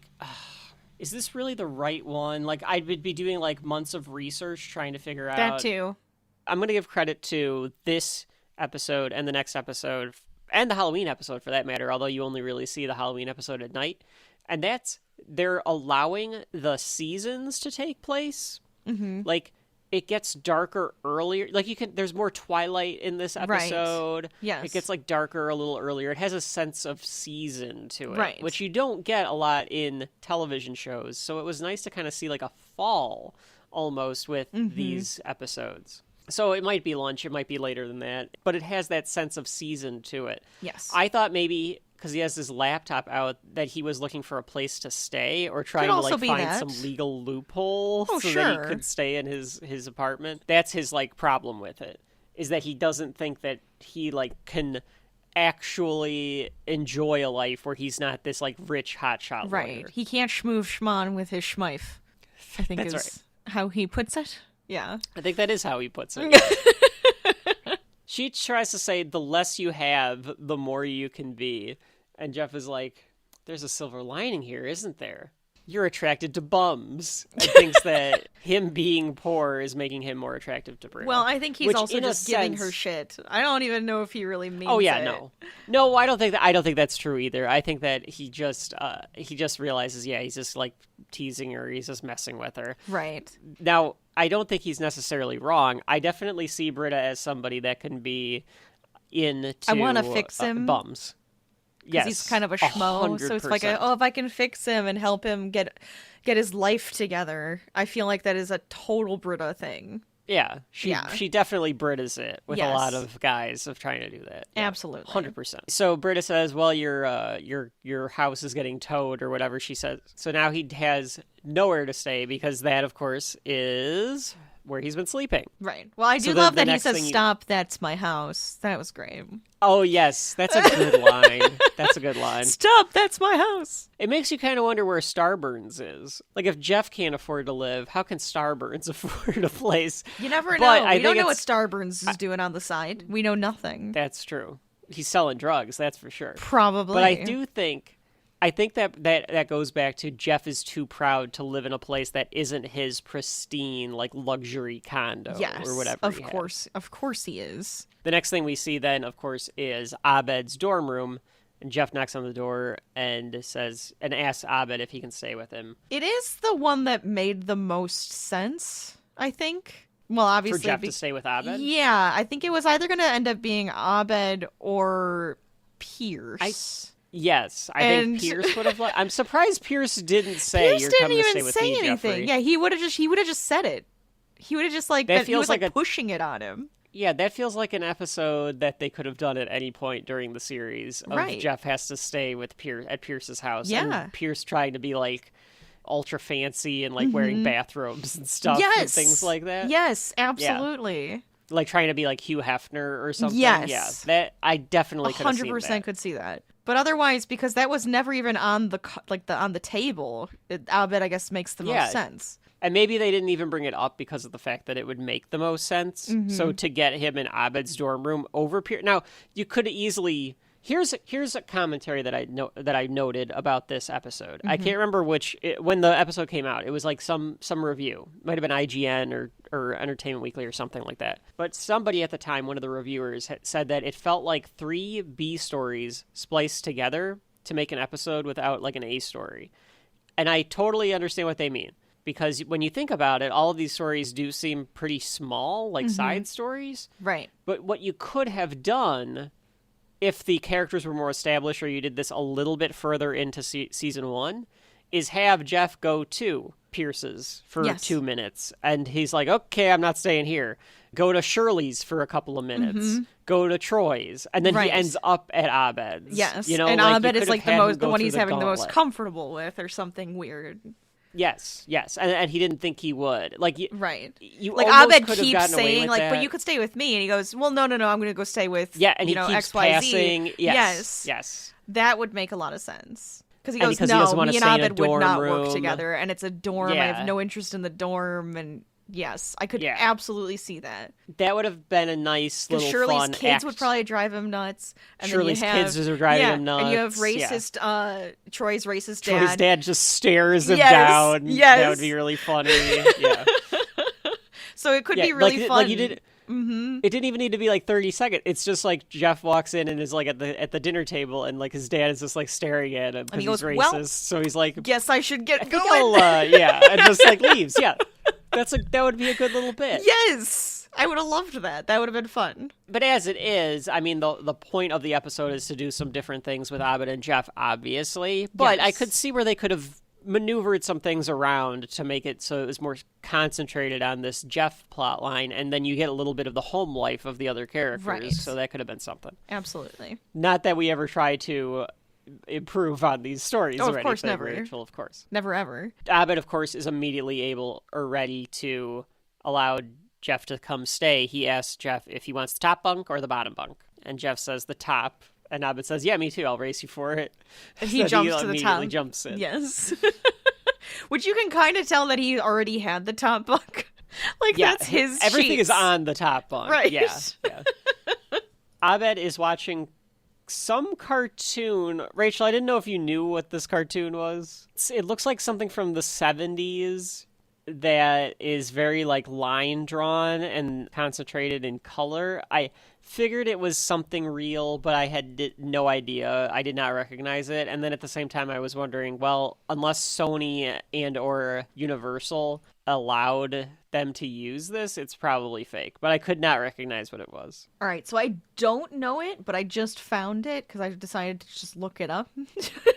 Oh. And it is called... Like an adult. Like an adult. I can look things up. I'm very good at research, apparently. It is called Gerald McBoing Boing. Okay. An animated short it's real. film. Yes. About a little boy who speaks through sound effects instead of spoken words. Interesting. Okay. Yeah. So that's what Abed is watching while he's eating Lucky Charms. He has a bunch of Lucky Charms. He has too much Lucky Charms. In the commentary, Joel McHale was saying that him and Danny were eating so much Lucky Charms, and he's like, you don't think about it, but if you eat a ton of Lucky Charms, it becomes like so much, like it's like too much. It tastes like cardboard after a while, I would assume. So they asked them to like, can you replace this with like a different cereal so that we aren't just eating Lucky Charms. Jeff is on the phone. He's pacing around the dorm room. He's trying to liquidate his assets. Well, which Rachel, it's a comic books.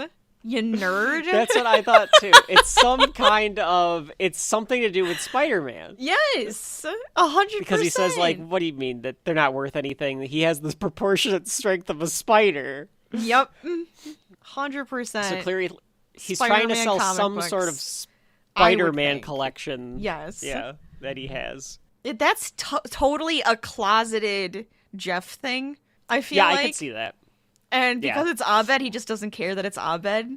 Right. Because the rest of them would make fun of him, but Abed won't because it's Abed. Yeah, Abed doesn't care.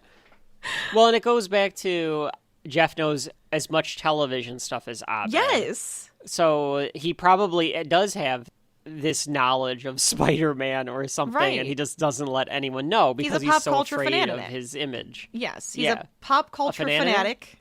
I said fanatic. You're going to keep it in because I made a stupid mistake and I was trying to fix it.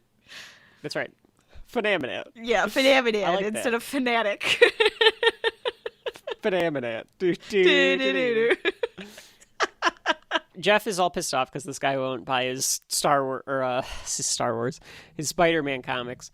Abed decides to try to calm Jeff down and offers him some Lucky Charms. He's being Abed about everything. He's very laid back about everything. Yes. And Jeff says, how are you so satisfied with everything, Abed? Don't you want to get anything out of life other than cereal? And he says, sometimes I pour hot cocoa mix into the milk or something like that. Into cold milk. And then mixes it into the cereal. Like a cold, and he calls it chocolate. special drink. I don't think it has anything to do with the cereal. I think he literally just puts hot cocoa mix into milk and like a cold hot chocolate and calls it special drink. It's literally just like chocolate milk. There's something very disturbing about calling that special drink. I agree. I don't like... If it was the milk from the cereal and adding the chocolate powder, I think that's more of a special drink. I just don't like calling anything special drink. It sounds like something Amy the gorilla is going to say, and you're going to be like, are you drugging this animal? Agreed, like 100%. That's what it sounds like. I need special drink. It definitely that's feels what it that sounds way. like. It sounds like something that Michael Jackson would have said in an interview. What did she always want? She had something that she was always She had a doing. martini. It was martinis. That was her special drink. Yeah. Raindrop drink. That's it right there. So Abed says that the only thing that he really cares about is cereal and TV and stuff like that. And for him, that makes him happy. He's satisfied with that. And he says, like, you're wealthy and assertive and all of this stuff. You have different priorities. But for him, it's TV and Lucky Charms. So he should try taking a break. And Jeff is like, well, I could use a break. And Abed uses this analogy of Goldie Hawn from Overboard. Yes. Now, Rachel, have you seen Overboard? You have seen Overboard. I have seen Overboard. Interesting. I have not seen Overboard, but I know the premise of Overboard. I know what it is about. For those that do not know, Goldie Hawn is a wealthy woman. Yes. That falls off a boat, and Kurt Russell, who's a bum, pretty much on like a ship fisherman or something like that, picks her up, and then he tells her that she has her amnesia. Husband. She doesn't know who it's very she Jason is. Bourne. Yeah.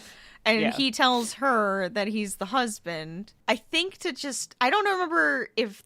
I know there was some sort of plot to get her money. On the line. I'm pretty sure there was a plot to get money and her like materials and stuff. And she ends up actually, like, spoiler alert, she ends up falling in love with like the family and liking being with them. It works out.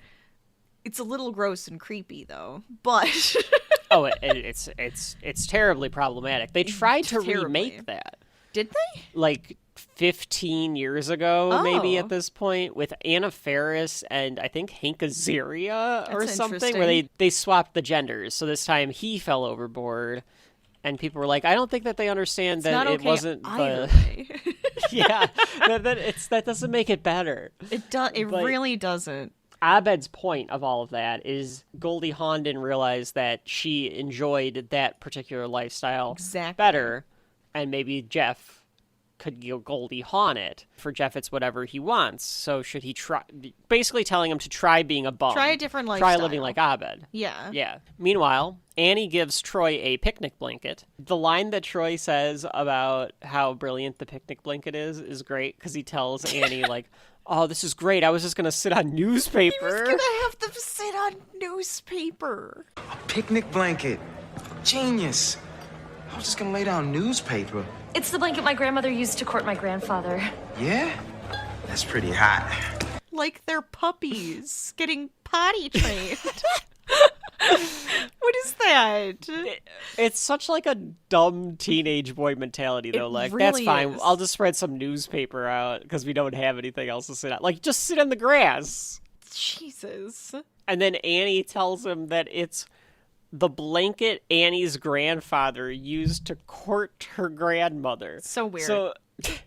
It's so weird. It's so bizarre. I mean, like, I don't obviously even know why it's what she would have planned on using with him, but it's very bizarre. And Troy's reaction to that is also good, because he goes, that's pretty hot. He gets really excited about it. And then he hugs her and she sighs, and it's like this like exasperated, like she kind of like like it's like she got a little hot and bothered by him hugging her.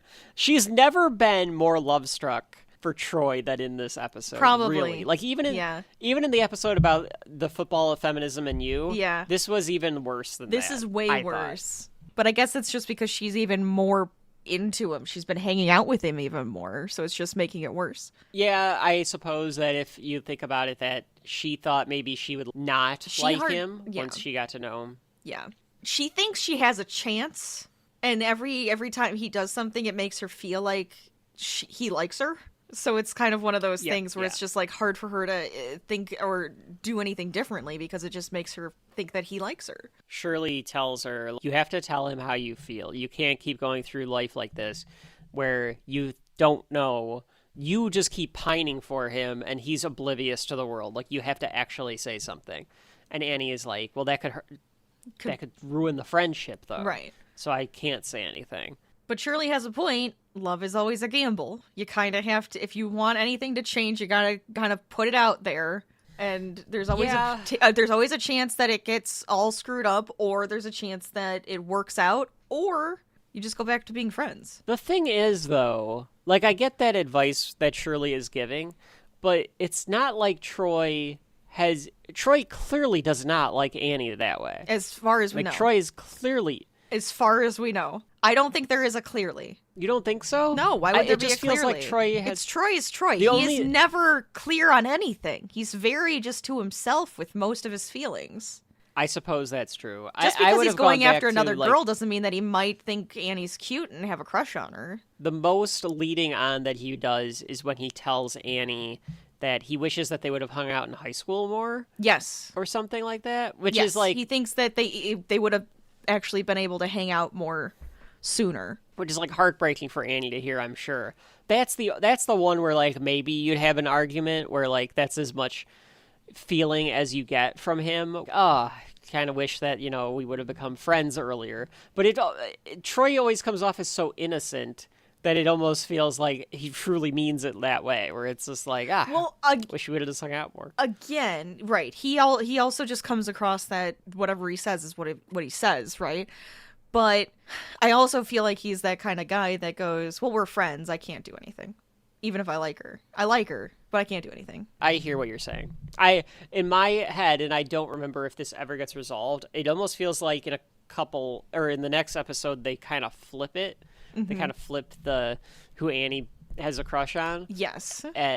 Well, I think it's just because it's like, and then she just starts having feelings, right? She just starts having crushes on everybody. Annie just floats through having crushes on all. Annie's got hormones blazing right now. That's what's going on. Yeah, that's right. She's a blossoming young woman, Rachel. Mm-hmm. Mm-hmm. Mm-hmm. That's right. And we were all cringe. Yeah. It's just how it goes. Pretty much. Shirley tells Annie that she just has to like roll that dice. You either roll them or you lose your turn. So she goes, I'm going to roll them. And she starts pretending to roll the dice. But of course, because of, if you think about that motion. Yes, think about the motion. Start doing the motion if you can't quite picture it or understand it. Just start doing that motion. Roll those dice. Keep rolling the dice. Yeah. Just keep rolling Too much. Dice. Nope, too much. Yeah. I hate it so much. Stop. I was rolling those dice so hard. Ew. Anyways. So, Shirley tells her, why don't you just shake them in your mind? She notices that was a good joke, though. Yes. That's a really good joke. And Alison Brie is so good at playing like doing innocent. These sexualized innocent acts where she doesn't realize it. It might be the next time we talk about Community, when they do the sex fair. Like, that's another one where it just feels like it's a lot of Annie and Alison Brie having to be, like, so innocent when it comes to sexual stuff. Pierce's band, or Vaughn's band, really. No, I like to think of it as Pierce's band. It is Pierce's band. It really is. Is about to play in the cafeteria, and Shirley wants to go record it because she thinks it's going to be hilarious. She's hoping. She says she's hoping for a Michael Richards situation. Rachel, do you remember what happened with Michael Richards, with our friend Kramer? This is around this time, at least 20 years, or about 20 years ago, probably a little less than. Okay. He was doing stand-up comedy, and he's not a good stand-up comedian. He's a good physical comedian and a good reactionary comedian as an actor. But I don't know why he was doing stand-up, but somebody was heckling him, and it was a black guy, and he didn't know how to stop the heckler, so he just called him the N-word. and someone happened to be filming it. God. So Michael Richards was like ostracized forever because of it. Wow. And then, yeah. All right, then. So that's what she means. She's going to record it, hoping for a Michael Richards situation. Well, there you go. All right, then. That's crazy. One of the things that I noticed, and this has got to be the Russos like experimenting a little bit. There's a few frames or a few shots in the episode where they are centering characters very interestingly. They do it in back-to-back shots in this one with the band and all of the people in front of them as they're getting ready to play. And then immediately after that, how they frame Shirley and Britta on the billiard table. Mm-hmm. It's a different kind of shot than you get from these comedies. Mm-hmm. You know what I mean? Like, because you either get like the 3-camera sitcom, or you get the 1-camera mockumentary style. Right. This is completely different, where it is blocking and framing stuff that looks more cinematic than you're used to from a comedy. Yes. And then, Rachel, the moment that I've been waiting for quite a while. This is the moment. Here it is. The wonderful stylings of Some Worries. She asked Britta if this is weird. And Britta's like, no, I just want to show Vaughn some support to help smooth things over. And then Vaughn begins to sing. And should I sing the song for you, Rachel? I think you should sing it. I think you have to. Okay, here yes. we go. Will you do me the honor of being Pierce to my Vaughn? I can try. Absolutely. Excellent. All right, here we go. Saying goodbye to Britta was the hardest thing to do. But when someone's a bitch and a liar, there ain't nothing left to woo. I'm getting rid of Britta. What am I doing? I'm getting rid of the bee. She's a no good bee. I'm getting rid of Britta. I'm getting rid of the bee. She's a GDB. Now, the she's a GDB has always made me laugh. And then what makes it even better is he calls her a bitch earlier in the lyrics, but then won't put it as part of the chorus. Yes. They just leave it as she's a bee. That's right. Well, because they're just talking about any generic bitch at the beginning, right?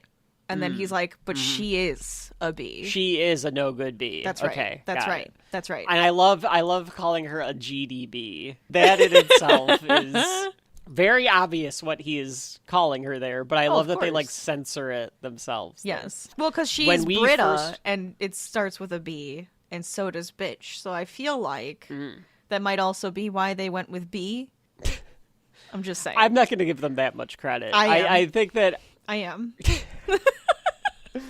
Vaughn seems like somebody that today would censor themselves on the internet. They would like post something on Twitter and put like a bunch of asterisks instead of saying ass or something like that. And it would be like, you don't have to do that. You're not an influencer trying to pick up money from advertisers or whatever. Yeah, I don't like the censors. It kind of bugs me. It bothers the hell out of me. And it's why we clearly do not pay attention to censorship. Yeah, I refuse to do that. We say whatever the fuck we want. Yeah. Damn hell ass. Mm-hmm. that was almost Shirley, Rachel, the way you were like, That's nice. It's nice. When we decided that we were going to do Community Season 1, I just got it in my head immediately. I was like, getting rid of Britta. I don't even remember why. I just was like... started singing that song catchy. Whenever we would go to record. Gets in your head. Well, and then the later one is even more catchy for me, or catchier, which we'll get into in a minute. Oh, yeah. Abed and Jeff are eating cereal, watching the Jeffersons, I think. I think so, yeah. That's what it looks like.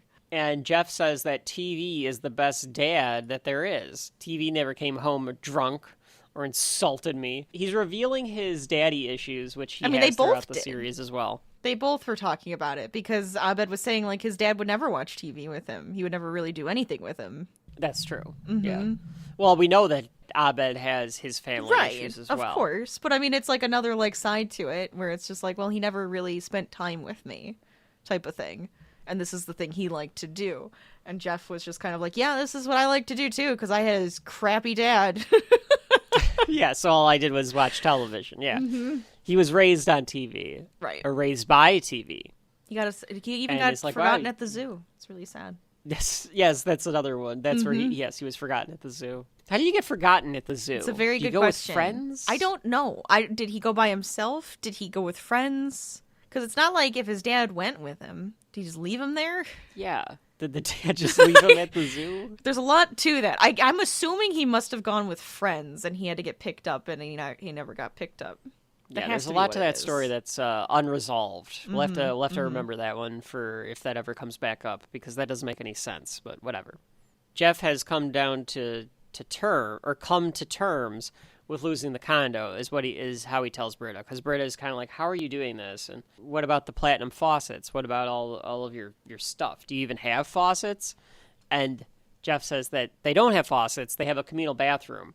And it really helped him to come to terms with losing his condo, because when you have to use the public toilet for everything, it really it brings everything into perspective, is kind of how he frames it. Sure. Some foreign guy that I don't know if we see before or since on the show. I don't know if we ever... Pavel? I don't know. Pavel, I feel like, is there, and then for some reason I feel like he comes back, but I don't think he ever does.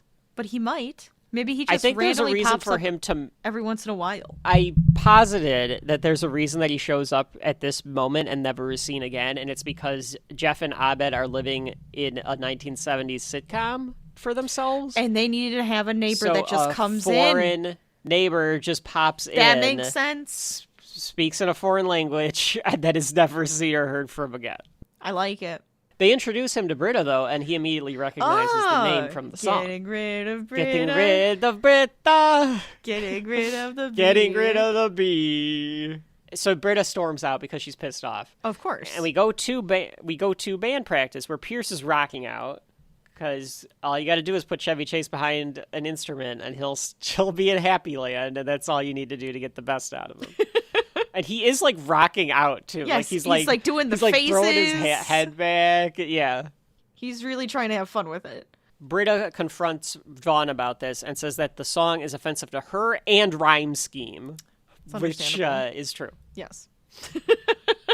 Vaughn tells Britta that, like, you know what? You don't have to listen. I'm an artist. I write what I feel. Did you like the fact that who is the actor that plays Vaughn? What's his name? Because he plays him completely differently than he does in the other episode, where he's like such a laid-back, but that's the point. Nice guy. That's why he had some worries now. The band, he is completely like, his world was turned upside down. Eric Christian Olsen. There we go. And I always feel like I've seen him in other stuff. Oh, well, that's what I know him from. I know him because he is You Just Ruined My Perfect Saison.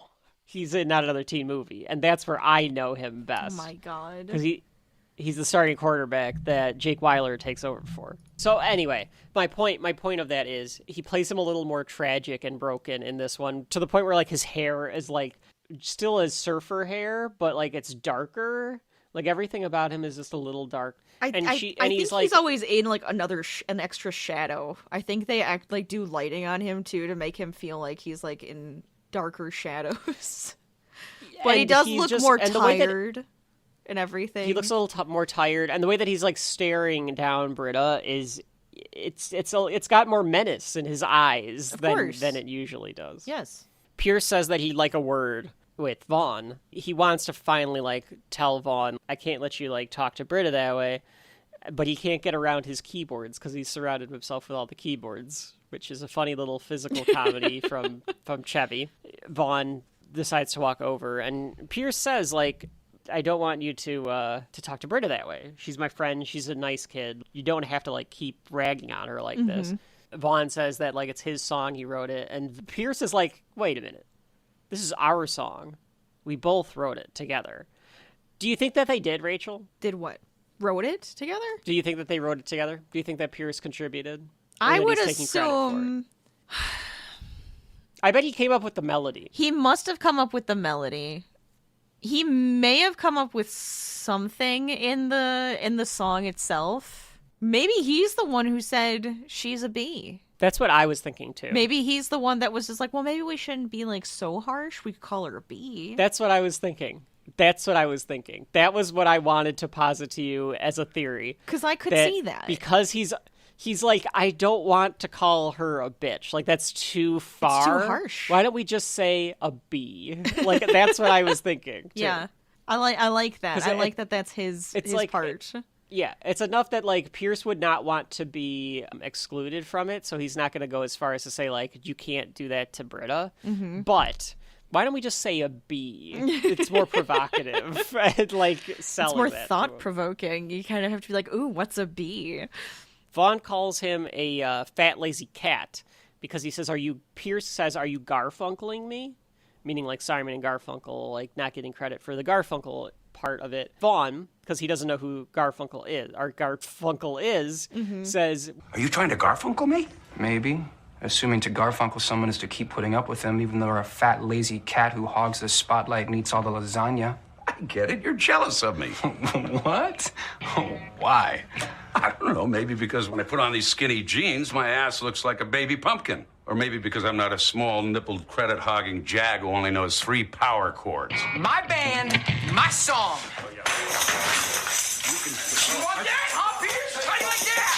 It felt like a Zoolander joke or something, didn't it? I could see that. But I mean, it is Vaughn. He's not supposed to be like the brightest light bulb or like the sharpest tool or any of that. So yeah, he is a dunce. Yeah. He calls Vaughn a credit-hogging jag who only knows 3 power chords, and Vaughn freaks out about this and just storms out of the room.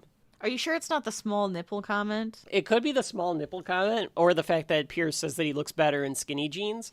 I like that Pierce actually gets the better of him. He does. He really does. It's actually kind of nice that Pierce isn't completely, like, inadequate here. Like, he actually does get one up on Vaughn. Britta walks up to Pierce and says, Pierce, did you just defend my honor? And Pierce is like, huh?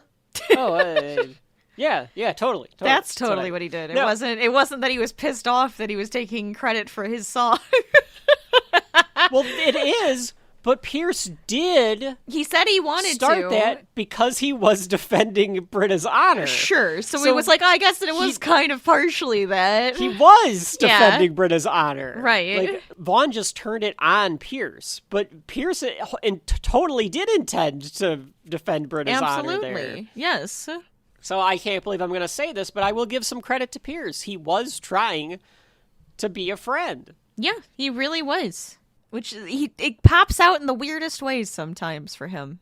Which is kind of what I like about the character, is that, like, he is a gruff, racist, like, idiot, sexist, whatever, like, boomer stereotype. Mm-hmm. But at the end of the day, he just wants to be accepted by this group of misfits because he is a misfit himself. Right. And that's where the heart comes into play. Annie is teaching Troy what to do at a picnic, or at least how to court Randy. Yeah, she's pretty much telling him the play-by-play of how the night is going to work out, the way she'd want it to work out between them.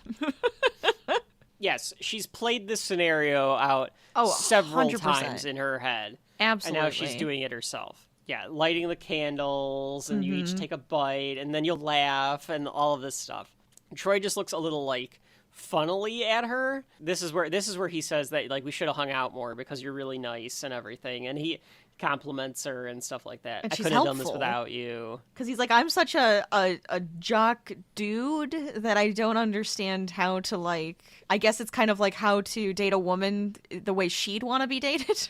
He doesn't get it. Right. I mean, that's something that I still don't understand. So I could understand how an 18-year-old wouldn't understand. You just kind of do whatever you try, and you don't know what you're doing. Mm-hmm. Nobody knows what they're doing. You just make it up as you go along. So at least he's getting some play-by-play here from Annie. I think the problem is that it's so specific to Annie that he could screw it up because it's too specific to Annie. Yeah, but you know he's not going to be able to do it that specifically. It's just going to be like, yep, here it is. All right, here we are. That's the date. Like, he's not going to try to actually do the play-by-play. No, not a chance in hell. He realizes what time it is, and he says he has to go, but Annie stops him, and she's going to try to tell about her feelings for him, but she chickens out and says that her appendix is bursting. Yes. And naturally, Troy is too stupid to realize that, like, you would not immediately be like, my appendix! Yeah, right after she's just, like, hanging out and totally fine, and all of a sudden she's like, oh, my appendix is bursting. Ah!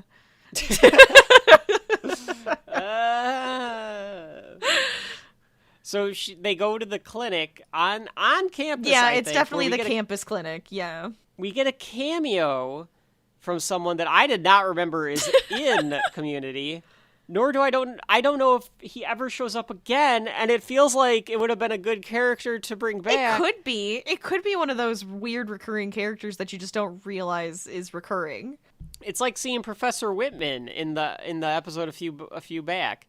It's Patton Oswalt as male nurse Jackie. That's right.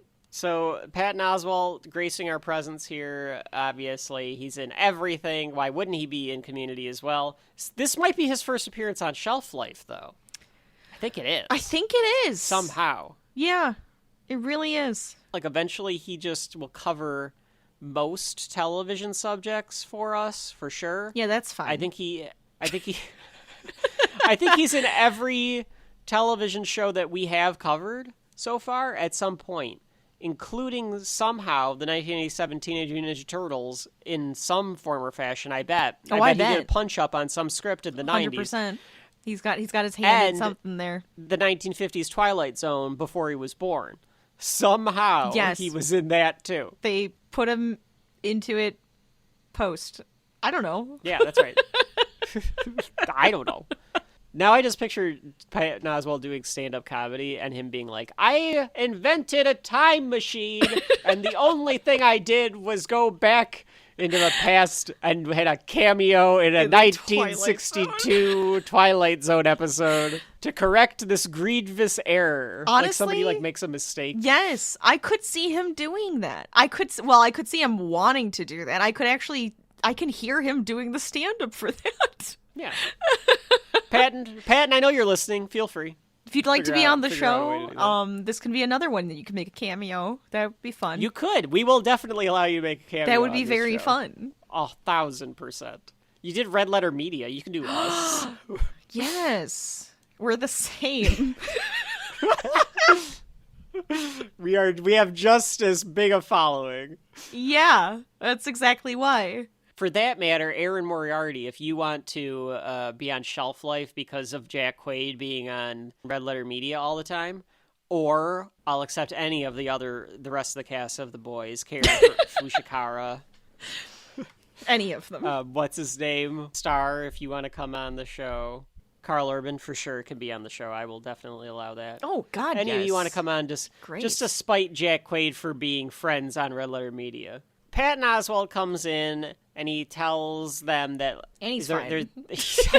I love that he says that there's nothing wrong with you. There's nothing wrong with you. I do like that he thinks that they're sleeping together. Because he's course. like, okay, a couple came into the clinic, like, clearly this is a sex problem here. Right. They always think that. That's a fair assumption to make, though. I would have made that same assumption, too. But he says that there's nothing wrong with you, so Troy's like, okay, I'll leave then. And she screams. Yes, like, And Patton's like, whoa. Everything hurts. We've got to keep you overnight then and check you out and quarantine you. Mm-hmm. And Troy, we need to get you to a safe distance. And he goes, well, I got to go to the quad. And he goes, that is a good distance. Yeah, and he's like, I've got a date on the quad, or on the East Lawn. Like, perfect, great. And he goes, wait. Is this a date? And he goes, yeah. And he goes, then you'll need these. And he gives him a whole sleeve of condoms. Takes them out of his pocket. There you go. Have fun. Be safe. The way he takes this sleeve of condoms out is so Patton Oswalt, though, because he takes it out like it's like a magic trick. He does. He's like, yes, like he's like pulling like the ropes out of his pocket. Like oh, yeah, exactly. Oh my god! I can't picture anyone else other than Patton Oswalt doing this, like pulling out like a sleeve of condoms out of his pocket. Amazing. I want to try that move sometime. Like, be like, wait, is this a date? Then you're gonna need these, and just pull out like a sleeve of condoms and hand them to somebody. They have to keep Annie for overnight observation. He does like a little bit about like sexually transmitted diseases with her, and then I think he tries to hit on her. Yes, he does. Of course, he does. You see anybody? Because I feel like that wasn't just are you sleeping with anybody? This could be an STD. This is are you seeing anybody? Jeff has become a total slob college student. Jeff and Abed are making sundaes at this like Sunday bar. Yeah, there's like a Sunday bar. I love. I love that Jeff is like, has this thing always existed? Because it's one of those, like, another, like, almost contrivance of the show. There's just a Sunday bar. It's fine. Yeah. Which, why not? I could see there just being, like, a random Sunday bar one day on campus. Of course. On a campus like that? Yeah. At a college? Of course. Yeah. I think our college did that. We definitely had free ice cream days. Oh, yes. Where you could just go down to the cafeteria and get ice cream. Yes. As Jeff is pouring whipped cream into his mouth, which is disgusting. Sir, this is a public whipped cream. It's a Bluto move. That's all. Yeah. It's very Bluto-esque. Yeah. Wait, when I think of college slobs, I think of two people. John Belushi and Joel McHale. They're the same in my eyes. Yes, absolutely the same. Nothing different. Abed asks Britta for a word, and he tells Britta that she needs to take Jeff back. Yes. And Britta's like, what are you talking about? I never had him. He's like E.T. He crashed in my place, and we're friends now, which is great for me, but it's bad for him. He needs to get back. What am I supposed to do about that? Use your lady parts. Abed! Don't be naive, Britta. The charge between you two is keeping him going. Tell him you'll make love to him if he takes a shower and finds a nice place to live. I'm heading back. Pavel's making babka. Do it, Britta. Seduce him. Draw the tapeworm of Jeff's old self out of him with the bowl of milk that is your sexuality. No. Then say goodbye to E.T. It was good for Elliot that E.T. was there, but it wasn't good for E.T. So that's the analogy that he uses, yeah. It's great for Abed, but it's really bad for Jeff. Which, I mean, honestly, if she would have just been like, oh, if you weren't such a slob. Yeah, you didn't like have she's like, I actually felt like something for you before you started to become a slob, and now completely turned off. That probably could have helped. She could have lied. Well, and Jeff just starts grabbing stuff from the vending machine. Oh my god, yes. Like... He goes to the vending machine. 1, he's in his boxer shorts. He has no pants on. Yes. 2, I walk around my house like that quite a bit. Yes, but not public, all right? No, he yells over. I haven't gotten to that point in my life. Luckily, I think we'll have to have an intervention if you do. But... He yells over, Abed, it's open! And he just opens the vending machine and starts taking things out of it. It starts taking stuff. It's amazing. Well, at one point, he tells Britta, I can't remember if it's in the earlier scene, I think it is, where he says, like, I spent a quarter today. Yes! Like, meaning, like, on everything. Yeah, he's, like, learned how to live way too frugally for Jeff Winger. Mm-hmm. Do you like the fact, because there's one of two ways they could have taken this. One way is, like we were saying, would have probably been the cliched way where he goes to all these people's houses and then he ends up with Abed, and then Abed can't stand what he's become. Which is kind of what's happening. It's a little bit of what's happening, but he I also likes feel having like somebody Abed's... there. He's like, no, I enjoy spending time with him, but he's not Jeff anymore, and I don't think that's this okay. This isn't Jeff. And Jeff's not okay. I think he wants to make sure that Jeff's okay, and he goes, Jeff's not okay like this. This isn't the way he's supposed to be. I don't know if he's necessarily upset or like he can't stand what Jeff has become necessarily. Part of me thinks that Jeff went a little too heavy into the schlub thing. And so he's just like, it's too much. Bring it back. And pull it back a little bit. Abed wants the universe to be in balance. And this is not in balance. Yes. It is no longer in balance. We need to put this in balance, and he doesn't have the Infinity Stones to do it, so he needs Britta to use her womanly ways. That's right. To wipe out half the universe. Or bring Jeff back. Yeah. Jeff is watching The Jeffersons in Abed's room when Britta walks in. Do you realize there's a piece of pizza? No, there's an entire pizza. Like, there's a piece of pizza that he has on the couch with him, but there's like an entire pizza in front of him. Of course. I like that Jeff doesn't bother to shut the dorm room door. He just leaves it open as he's laying on the couch watching The Jeffersons in his boxers. Yep. That's typical. I can't say that I dorm didn't. room stuff. I did that too. We had a dorm room that had a curve in it, if you remember. Kind of. So we were in the corner. Mm-hmm. So we could leave our our door open and people would have to like come by and turn to walk in. Yeah. And even then, like that turn to walk in, they'd have to like then turn again. You could just leave the door open and be like, yeah, if anybody wants to come, if our friends want to come by, it's not like they're going to catch us completely laying here in our boxers watching The Jeffersons, which we were half the time. But But oh my God. That was kind of nice. I like Jeff's line where he says, "Hey, that was the Jeffersons, you honky." Like, that's as much enthusiasm as he can bring. Right. She decides that the time has come to wake Jeff up from this funk that he's in. And she says that material possessions are important. Like, look at the Jeffersons. They're way happier than the family in good times. And Jeff says, but they had good times. Had good times and good times. What about good cars and good lobster? What about that's sport. Sport, where British people hit stuff with hammers on horses. Which I think she's talking about polo, Rachel. I'm pretty sure. Polos. Yeah, I think that's the one. That's the one. Because he's like, you don't believe any of that. And she goes, you're right. I don't believe a single word of this. For me. But for you, maybe this is something that you're supposed to do. Maybe, like, there is nothing below the surface for Jeff Winger. And all you're supposed to do is be this, like, materialistic kind of guy. It's an odd lesson. Maybe that's why I've always been kind of like, what is this episode trying to tell me?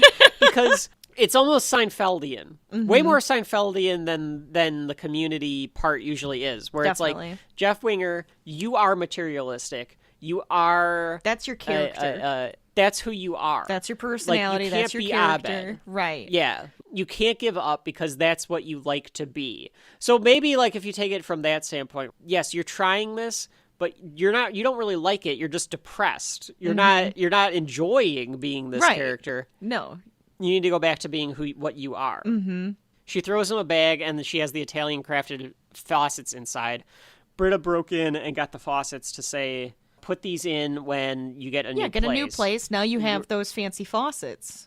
You have a piece of it. She says that he was a huge phony before, and he can be again. It just feels very George Costanza-esque, doesn't it? Like, it does. I'm gonna get that, like, I'm gonna be a huge phony, yeah! Or, like, you know, I'm a liar, that kind of thing. Like, that's the vibe. It's the Summer of George. It's very Summer of George. He vainly looks at his reflection in it, and he's like, you know what this means? That you are into me. It almost, like, Jeff gets, like, his groove back because of that, and she's like, no. I wasn't doing this for you. I was doing this for Abed.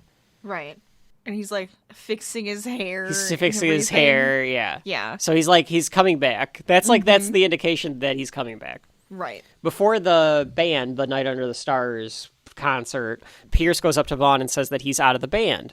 But could he lay off Britta? He's just trying to say, like, look, I get it. Like, you're mad at me, whatever. But come on, lay off Britta. She's nice. Right. She's a good kid. And Vaughn says, like, don't worry about it, yeah, Pierce. He says, like, no worries, man. Yeah, I've turned my attention elsewhere. Also, do me a favor, will you lay off Britta? I mean, she may walk like she just got off a horse, but underneath all that clown makeup, she's a good kid. It's a good line. That's a good line. I don't know even what that means, but you better believe for the next couple of scenes, I kept trying to see what he meant. She doesn't walk feminine. She's a bit more, like, slouchy and she does do like the slouchy walk. Yeah, she's always got those boots on. Yeah, those boots do look comfortable. They're cute. I do think they're cute. I like her boots. The song has changed, and I will now sing you the new version. They change it slightly, so now instead of like having the specific Pierce beat in the background, it's more like an island rhythm. Is how I would describe this. Yes, because it's got like what is that drum? I know what you're talking about. That like that's the beat. Yeah. Tin drum? Steel pan? Steel drum? Like steel a steel pan. drum? Yeah, steel drum. Steel yeah. drum. I said tin drum, but steel drum. Yeah, that's it. All right. I'm gonna do the whole thing. Here we go. Ready? I'm gonna skip the unintelligible parts where other stuff is going on in the background. Mm-hmm. Oh, we should point out that Vaughn takes his shirt off and is like doing like a little rocking out part to that as well. So he's showing off the abs for sure. Of course, yes, he must. Pierce, I don't need you in my band.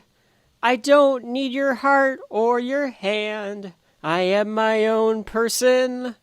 And Pierce, you're a bee. Yeah, you heard me say it. Pierce, you're a bee. Oh, I don't need you in my life. All you do is cause me some strife. I am my own person. And Pierce, you're a bee. And then MC Dan Harmon is the name of this character, shows up and does this Caribbean rap, which is one of my favorite things in the history of television, which goes like this. This is a song for Pierce, him so old, his body made of wrinkles and folds, stupid and ugly. He smells like a fart, poo-poo in his pants and poo-poo in my heart. Yep. And that line... We'll just stay with you forever. Poo-poo in his pants and poo-poo in my heart is something I will repeat to myself, I don't know, bi-weekly sometimes. It just pops into my head and I just go, he go poo-poo in his pants and he poo-poo in my heart all the time. Is that your Roman Empire? Is poo-poo in his pants and poo-poo in my heart? As it should be. And part of it is because the actor, the guy doing the song, like turns around and shakes his butt. Yes, he does the butt shake. Audience. It's so random. Yeah. While this is happening, Jeff comes up to Britta and he's all clean again. His hair is parted in the bed head that it's supposed to be. He's cleaned up thanks to Britta. Abed sits down with them and says that he's checked into a motel. He's looking for apartments. Jeff, realizing that Abed would allow him to stay in his dorm forever, Abed says, yes, I would. Yep. But you are a huge nerd. And he calls Jeff a huge nerd. Because he is. Oh, I forgot. During this, Annie runs out with nothing but a gown on. Yes, like a hospital gown. And she confronts Troy and his date again. But this time, she can't get it out again that she loves Troy. So she just goes, I'm taking my grandmother's quilt back. And forces them to both get up to take the blanket. Which I like. Yes. And Annie walks by Shirley and says, don't even say anything. I know what you're thinking, but for me that was a huge step. Yes. And Shirley's like, I know it was. Let's go find you some pants. Yes. So and her butt is almost hanging out of this gown. Yeah. They point it out too because Shirley tries to she cover it. She tries to cover it. Yes. Yeah. But I like that Annie is self-aware enough to be like, I know I didn't do what you want me to do, but for me that was courage. Typically. Yeah. Mm-hmm. I like the self-awareness there. And I like that Shirley is still supportive and is like, I know, I understand. She takes on that mama bear role with Annie. Oh yeah. I mean that's for sure. Yeah. For Troy, this is where Troy is the character that gets shortchanged in this episode. Yes. Everyone else gets a little something, but Troy just looks like an idiot. And that's a little upsetting because he just doesn't get to have anything there. And then the as Pierce, You're a Bee is playing, Pierce embraces it. He's clapping along with the crowd. He turns and tells one of the people, I'm Pierce, the song is about me, and he sings along. And I liked that too, because Pierce is actually just embracing the fact that, all right, I can't do anything about it. The song's about me, I might as well have fun with it. You might as well own it. He just wants the attention because he's Pierce, so he owns it. And the camera fades out as the song ends, and they say, we're some worries. Dare I say sweet? A sweet little ending I guess it there? could be a sweet ending, sure. The stinger is Pierce and MC Dan Harmon doing another rap. That's right. This one... Clearly Pierce has come up with the beat for MC Dan Harmon, and this one sounds a little something like this. East side, west side, north side, south. Vaughn's breath is so bad, his butt's mad at his mouth. This rap is by Pierce. Vaughn is dumb. He wears diapers to bed and sucks his mother's thumb. Not a bad little, that's fine. Little insult there. Yeah. And when he wakes up stupid, wishing he was me, he has a big poop breakfast with a glass of pee. Then he goes to school where he's stupid again, and everybody hates him, even all his friends. When you come after Pierce, then the battle is on, so this rap goes out to stupid Vaughn. And as he says the stupid Vaughn part, they realize that Vaughn is standing there. Yes. Yeah. And the rapper feels bad, so MC... The rapper feels bad, yes. Yeah.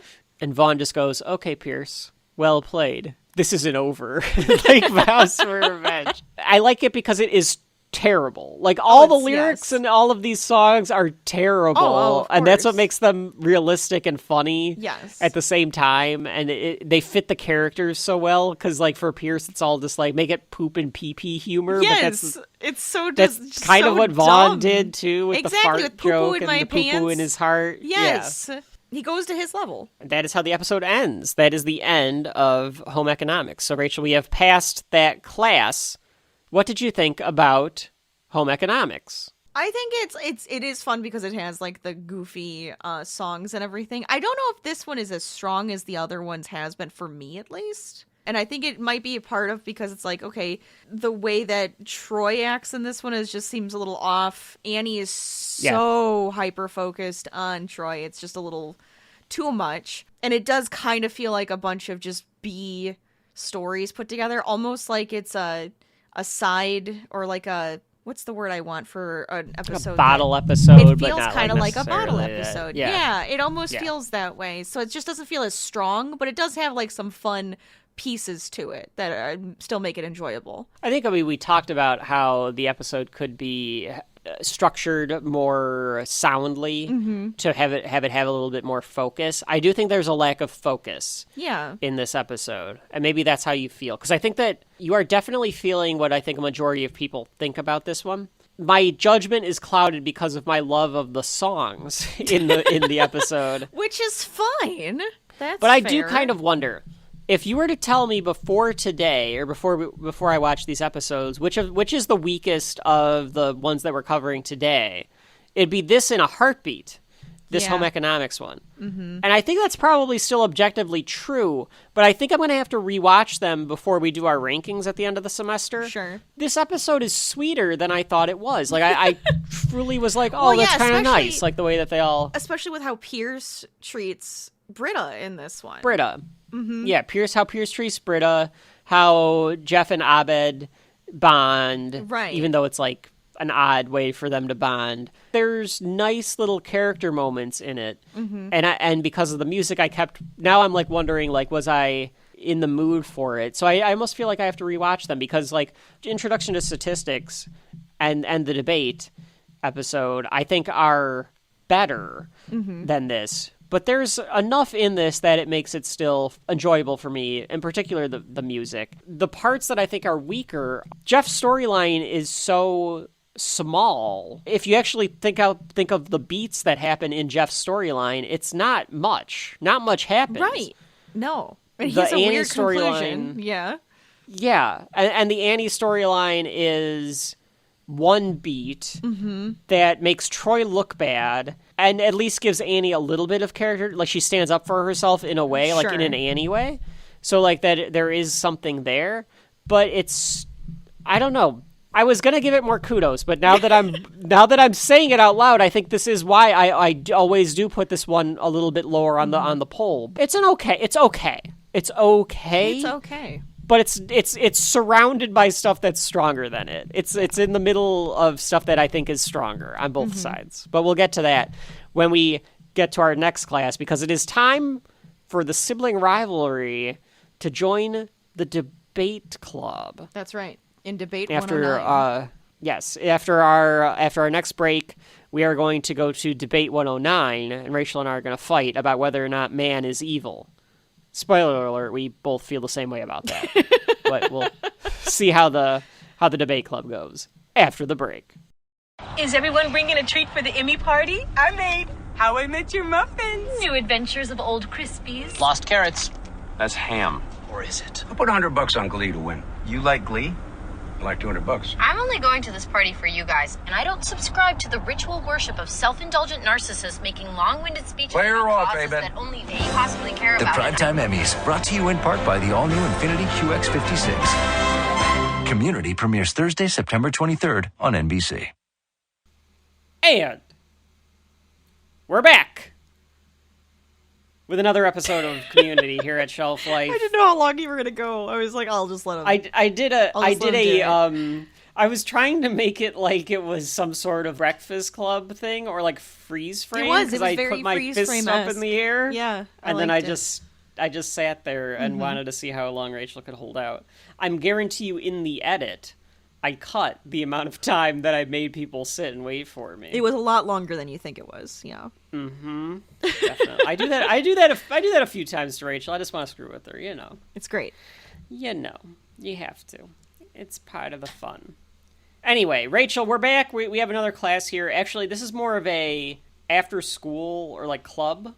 It's a team, an extracurricular, I think, is what you would call it. Rachel, what is the next episode we are talking about today? We are going to be talking about Debate 109. That's right. This Episode is 9. Clearly why it's 109 too, because it's the first season 1, episode 9. Episode 9. They're so clever. Those wow, look how clever people. that is. This episode debuted on November 12th, 2009. It was directed by Joe Russo and written by Tim Hobart. Mm-hmm. Rachel, what's Debate 109 about? Debate 109 is about Annie and Jeff on a debate team debating another school? Yes. Yeah, a city college. A city college. City college, which is the rival community college in whatever city they are in, which is somewhere in Colorado. I don't know if you ever find out what city it's in. It's I don't know if we do. Colorado. Right. You assume it's like Boulder or something, but you never really find out. There is a big debate competition? What do you call a debate? It's a debate. That's what I was going to say. Like, it's just a debate. There's a big debate. Yeah. Between City College and Greendale, and of course Annie is on the debate team, and her partner. I'm surprised there aren't like 3 or 4 people that would be on the debate squad here. I was surprised there's you only have like you and a partner. I would have expected like a few people. A few. And City College has like 3. Yeah. But I'm assuming that's just another sign of Greendale being a place where no one really wants to be a part of anything. It's very apathetic. So there's only Annie and some other person is on the debate squad. But yeah, that's the story here. This is the introduction of City College, and it's the introduction of Jeffrey Simmons, who is the antagonist in this episode. I'm going to get into it when we talk about it. He's a one-off, and I've always disliked the fact that he's a one-off. Yeah, I'm kind of surprised he doesn't come back. It would have been kind of fun if he did. He's a good villain. Yes. Yeah, he's a good villain. He's a good villain. Just feels like there could have been so much. He just rolls around a corner, like in a future episode, just like, "Hello, Winger." You know, like I want that. There's the episode that we won't get to for a while for us because it's us. But when they do the sequels to the paintball and City College takes over the school, like Simmons should have showed up. Yes. That would have been a good spot for him to be an antagonist. Right. Or any of the other times like City College, because the dean, of course, hates City College and all of that kind of stuff. So anyway, shall we get right into it, Rachel? Yes. Rachel was thinking of a debate I was, and I couldn't think of any. Rachel's like, rejoinder. I will sanction your rejoinder. I was not on the debate. Were you on the debate team? Was there a debate team in our high school? There was a debate team, yes. There was? Yeah. Okay. I don't remember there being one.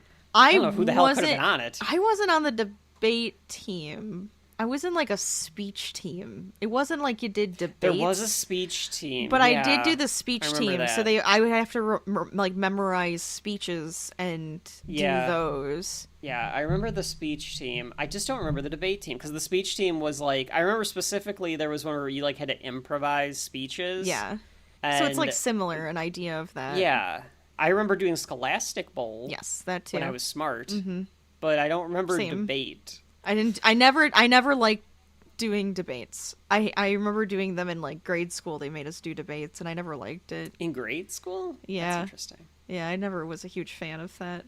Anyway, let's get right into it. This is Debate 109. The show begins. Pierce is telling a story to the study group. He's trying to tell a joke, clearly droning on because the study group is growing impatient. Did you notice that Annie has her like debate outfit on? She does. They're setting it's her cute little sweater and everything. Yes, she's got her sweater on for it. Pierce finally gets to the punchline. He says to the housekeeper, "We don't even have a pool."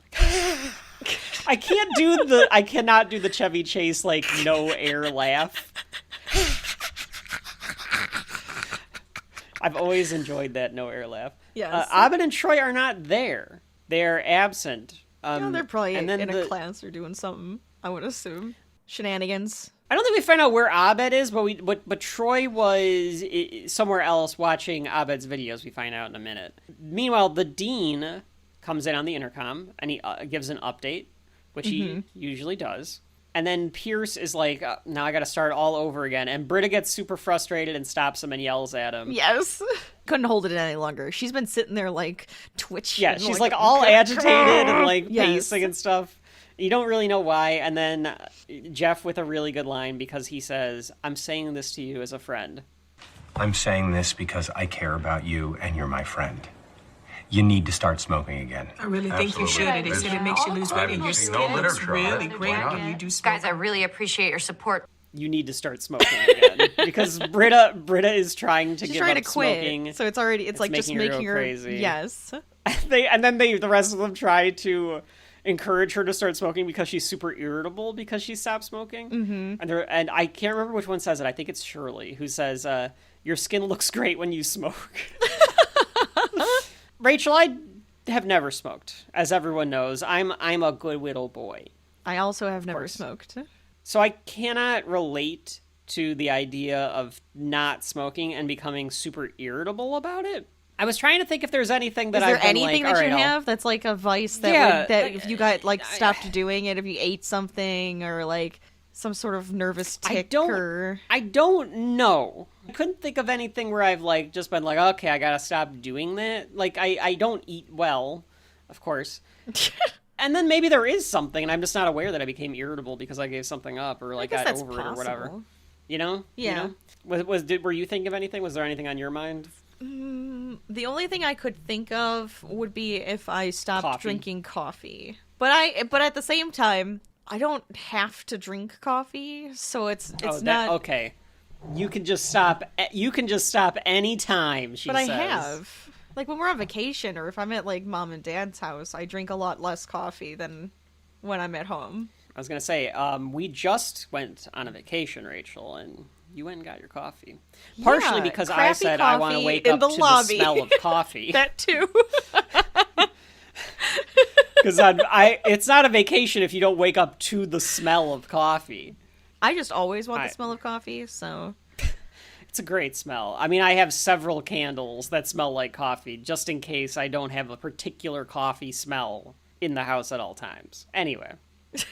So, Pierce tells Britta that he could help her to get over stopping smoking. Say that again. Say that all again. Pierce offers to help her trying to stop smoking. Is that better? I don't know. Something sounds wrong. Offers to help her to get over smoking. To stop in her attempt smoking? to stop smoking. Pierce tries to help her offers to help her in her attempt to stop smoking. There we go. By telling her that he is a hypnotherapist. She takes him up on the offer, and Jeff is like, "What? Why?" And she's like, "I feel kind of bad for him." Why does she say she feels bad for him though? Is it just because he's old? I guess maybe it's because maybe she thinks he doesn't. Is it just because she wants him to feel useful as an old man? I think it's the useful part. Yeah. Yeah. Okay. Troy comes in, and he's got a laptop, and he shows them the film department's website, where Abed's films are all online, and the films are all about he's made his own community. Yes, because of course Abed is partially a Dan Harmon self-insert. So he's made a film about the study group, and there's a bunch of actors that mimic the group. Mm-hmm. The show is called The Community College Chronicles. So this is another cool Abed production. Yes. I wondered if it was called the Community College Chronicles because of like the Seinfeld Chronicles, that being like the first name for Seinfeld was the Seinfeld Chronicles. Oh, potentially. Like then. A little, maybe it was a little nod to that then. In the the Abed film, they're talking about how the Jeff character does not have a place to stay, that he's homeless. And they're like, "Hey, they're having the same conversation we did a week ago." And Troy goes, "Yeah, but this was posted 2 weeks ago." And there's, of course, an old man who apparently is Chevy Chase's in real life, not stunt double, but stand-in. Oh, really? That's fun. And he has been for and he was for 30 years, Chevy's stand-in. That's great. And I love that. And I love that. And Pierce is like, "Hey, who's that old guy?" And then they're like, it's he comes Pierce, up and goes like, "Oh, I'm Pierce Hawthorne or something." Yeah, Pierce Hawthorne. He's like, "Hey!" Yeah. Later on, the Dean, Annie, and Professor Whitman returns, Rachel. Professor Whitman is back. So he does come back to us. That's comes back to I didn't us. remember that. that he was in another episode. Only a little bit. I feel like it's just kind of like it's like a it's there a he is for a second. role. Oh, yeah, there he is again for just a little bit. But it's enough that he has a couple of good lines in this. Yeah. They're trying to get Jeff to be part of the debate team. Like we said, Annie's partner is sick or out, and the big debate with City College is coming up. And Professor Whitman tells him that he should drink from the cup of life rather than romanticizing his nether regions in front of the E channel. Obviously, as a joke about Joel McHale hosting the soup. Of course. He says I liked the soup. The soup was really fun. It was really enjoyable. We need the soup again. We need I don't to think bring they could back do it. Tag bring back the soup. Yeah, they could. I don't know. I'm doubtful. I don't think they could do it. Rachel is casting doubt. She's challenging you, universe, to bring back the soup. I am. That's what's happening. Maybe you could do it, Rachel. Do you want to try? The soup? We could. Why not? You could be the soup. We could do it. We could do the soup. I'll stand in front of a green screen and do it. That's fine. We could do that. Yeah. Okay. There's a lot of content out there, but it's mostly bad. So I think that we could probably I think we could totally do it. And if not us, who? I'm truly asking, because I think that somebody else should do it. But if we have to, then we can have to. Yeah. We don't want to, but we will. We will. We will if we have to. I don't want to do it. So Jeff says that he'll pass, and he walks away from them, and the dean gets mad at him. He calls him a jerkwad. Because the dean, this is the most pressure we've seen from the dean, where the dean is just look, the best compliment our sports programs ever get is our basketball team is really gay. And he's clearly jealous of City College. He's envious of the fact that they're the better school. So he is so desperate to have some sort of validation about them. So he's you are this hotshot lawyer. You've fallen into our laps here. This is our chance to actually beat City College at something. Mm-hmm. And the dean offers anything for Jeff to do this. Certain favors, maybe a night of companionship. No, a parking space is just enough, I think. Yes. Jeff is all right taking it with a parking spot in lieu of a night of companionship. I do like dean. Rachel. I mean, or maybe somebody else. It might not have been the dean, but the dean, I think, was offering himself just in case. He was offering, yes. But anybody. He was absolutely offering. That parking spot becomes a plot point throughout the season, too, that Jeff got the parking constantly. spot. Yeah.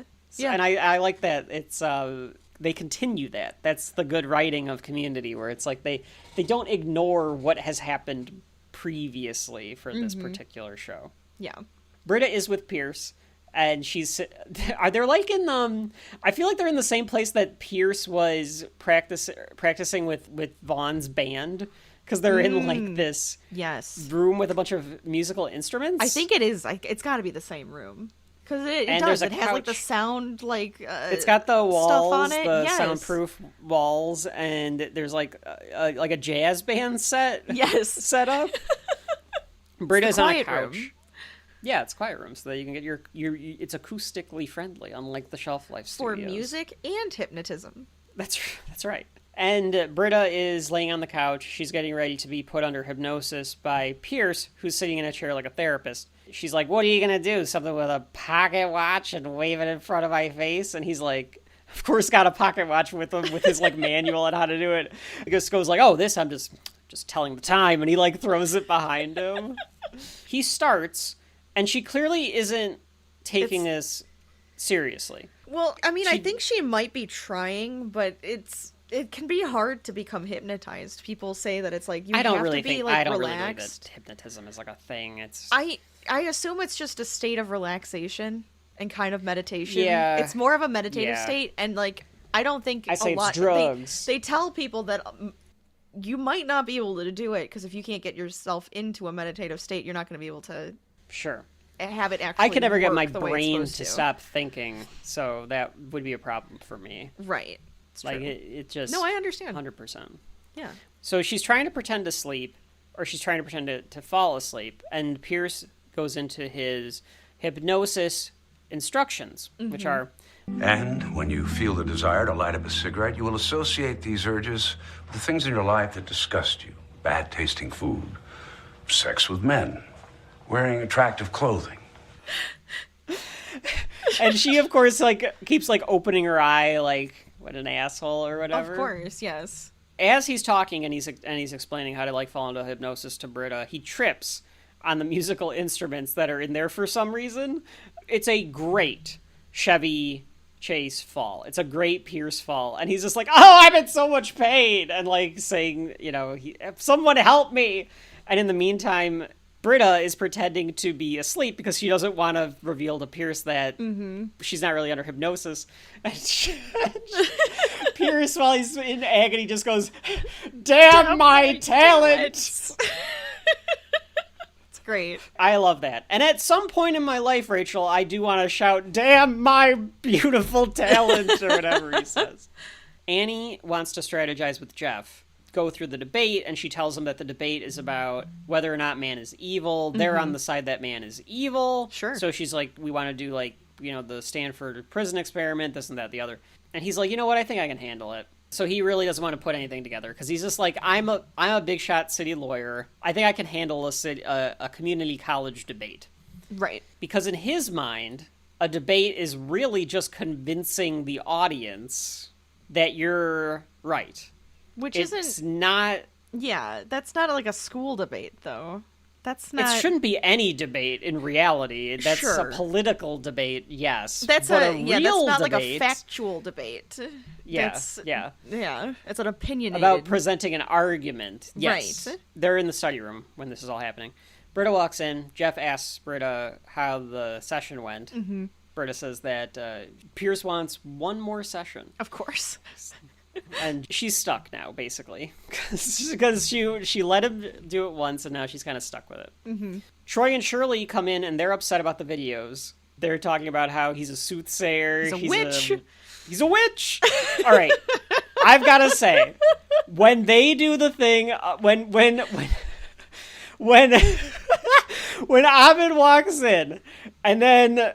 I know what you're going to say. You watch my movies on the website. He's a witch! Get him! No, I'm not a witch. Is hilarious. The timing on that and the way that they just go from Shirley to Troy saying that is so good. I love that. Abed tries to explain to them that he is not a witch. He's not some sort of soothsayer. No, he just or pays Nostradamus. attention. He is just someone that really understands human behavior.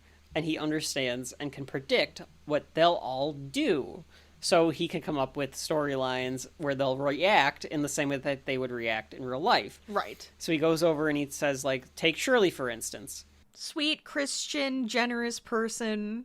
And of course, after he says this, she goes, oh, that's nice. At the same time. Abed says it too. Yes. Knowing that she's going to say it. And then she goes, careful, boy. And Abed does it at the same time. Oh, no, because he says, because you have thinly veiled rage issues. That's when she goes, careful, boy. Yeah. Jeff is very vain. They make the observation that Jeff is very vain. And they're showing that he's very vain. He's, like, looking at his fingernails, and his shirt is matching his socks. It is the... Could you explain what he's wearing, Rachel? He's got a plaid shirt on. It's like a plaid, creamy, red and white, whatever, shirt on. Yeah. But yes, I did not notice his socks until you just said that. But his socks match his shirt. They are also plaid, the same like material coloring and everything. Yeah, it's weird. In the commentary for this, Dan Harmon said that he thought that the joke was flatter than it should have been because what the joke should have been in his mind was he says, I'm not vain. And then as he says that, he puts his foot up on the desk to reveal that the sock is the same as the shirt. Yeah. I think it works either way. And, like, the other people on the commentary were like, well, we only have so much time. Like, it works. You get the joke. It's fine. They show in the video that Pierce, in Abed's films, has injured his leg. Yes. And at the same time, then, Pierce walks in with his leg in a cast. Yes. So he's a witch. And they're all, like, staring at him, like, weirdly. And then Pierce, which I thought that you would have realized that his socks matches his shirt, Rachel, because Pierce is one of my favorite lines of the season, because he goes, Jeff, I think your shirt is trying to get out of your pants. It is very silly. I think I somehow just completely missed that.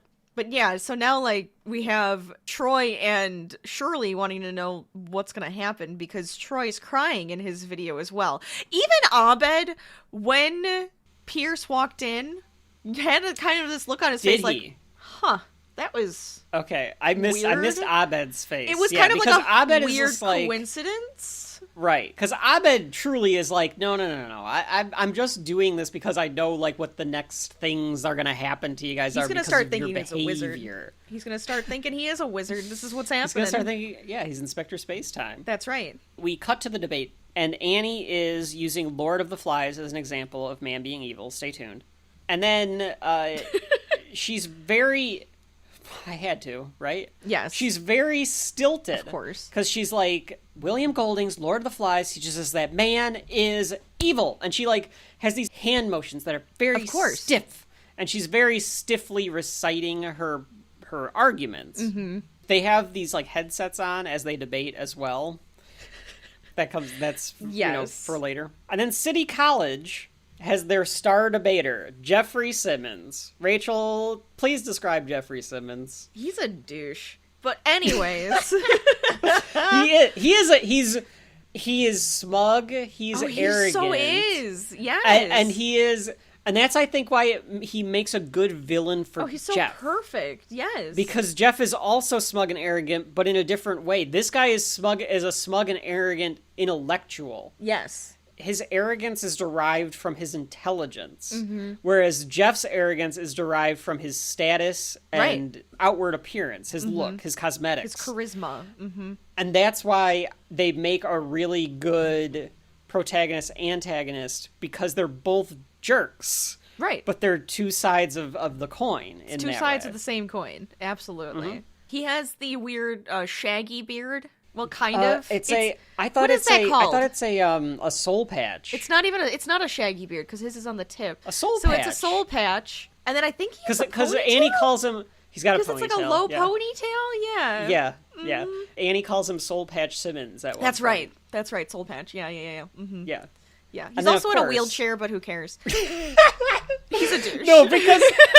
That comes into play. It does come into play. It does come into play. We have to say that, but that's what kind of makes it a brilliant asshole character. Yes. Is that he is in a wheelchair. He is. But it's like that South Park Simpsons rule where it's like, no, we're not making him sympathetic because he's in a wheelchair. He's a jerk. He's an asshole. And I love that. And no one cares that he's in a wheelchair. Nobody cares. He's just an asshole. He's just an ass. Simmons goes up to do his statistics and gives statistics about how men are good. Mm-hmm. He talks about how different people have like donated organs and stuff and all these different statistics. And then he goes, and then just today, a bald, bespectacled man held a door open for a man in a wheelchair. Meaning that the dean held the door open for Simmons. And he kind of was like, oh. Because he points to and the he's dean. Also upset about it. He mutters to himself. He goes, "I hate this guy." Yep. Because he does the thing that the dean would do, where he thank you. Oh, thank you. He kind of does like a namaste type thing. Yeah. But as he does it, he goes, "I hate this guy." Yep, it's great. It's perfect. The crowd goes wild. There's a ton of people there for City College, and there's like nobody there for Greendale except our study group and like some other stragglers. And the mascot. People. The mascot is there. The human being is there. The human being is there. Yes. It's Jeff's turn to go, and Whitman gives him some advice. It's great advice. Go on. It's advice that I think about all the time before I have to give this speech. You know, if we ever had to do Shelf Life Live, so he says, God, no. little trick. You don't want to do Shelf Life Live, Rachel? Oh no, I don't want to ever imagine what you're about to say. Go on. Oh, okay, yeah. So, little trick for achieving the proper competitive mindset. I always envision my opponent having aggressive sex with my mother. It's too much. So Jeff takes the headset, but he won't put it on. He's using it like a microphone. Like he is holding it like upside down, so it's like a microphone in his hand. Yes. And he does his lawyer thing. And he walks up to the one judge, like the middle judge, the head judge, and he's like, "I didn't catch your name." And I love that he has to flip He the like name. moves it. Like, "I didn't get your name?" Yeah. Because it's right there. And she's like, "Well, you look very pretty today."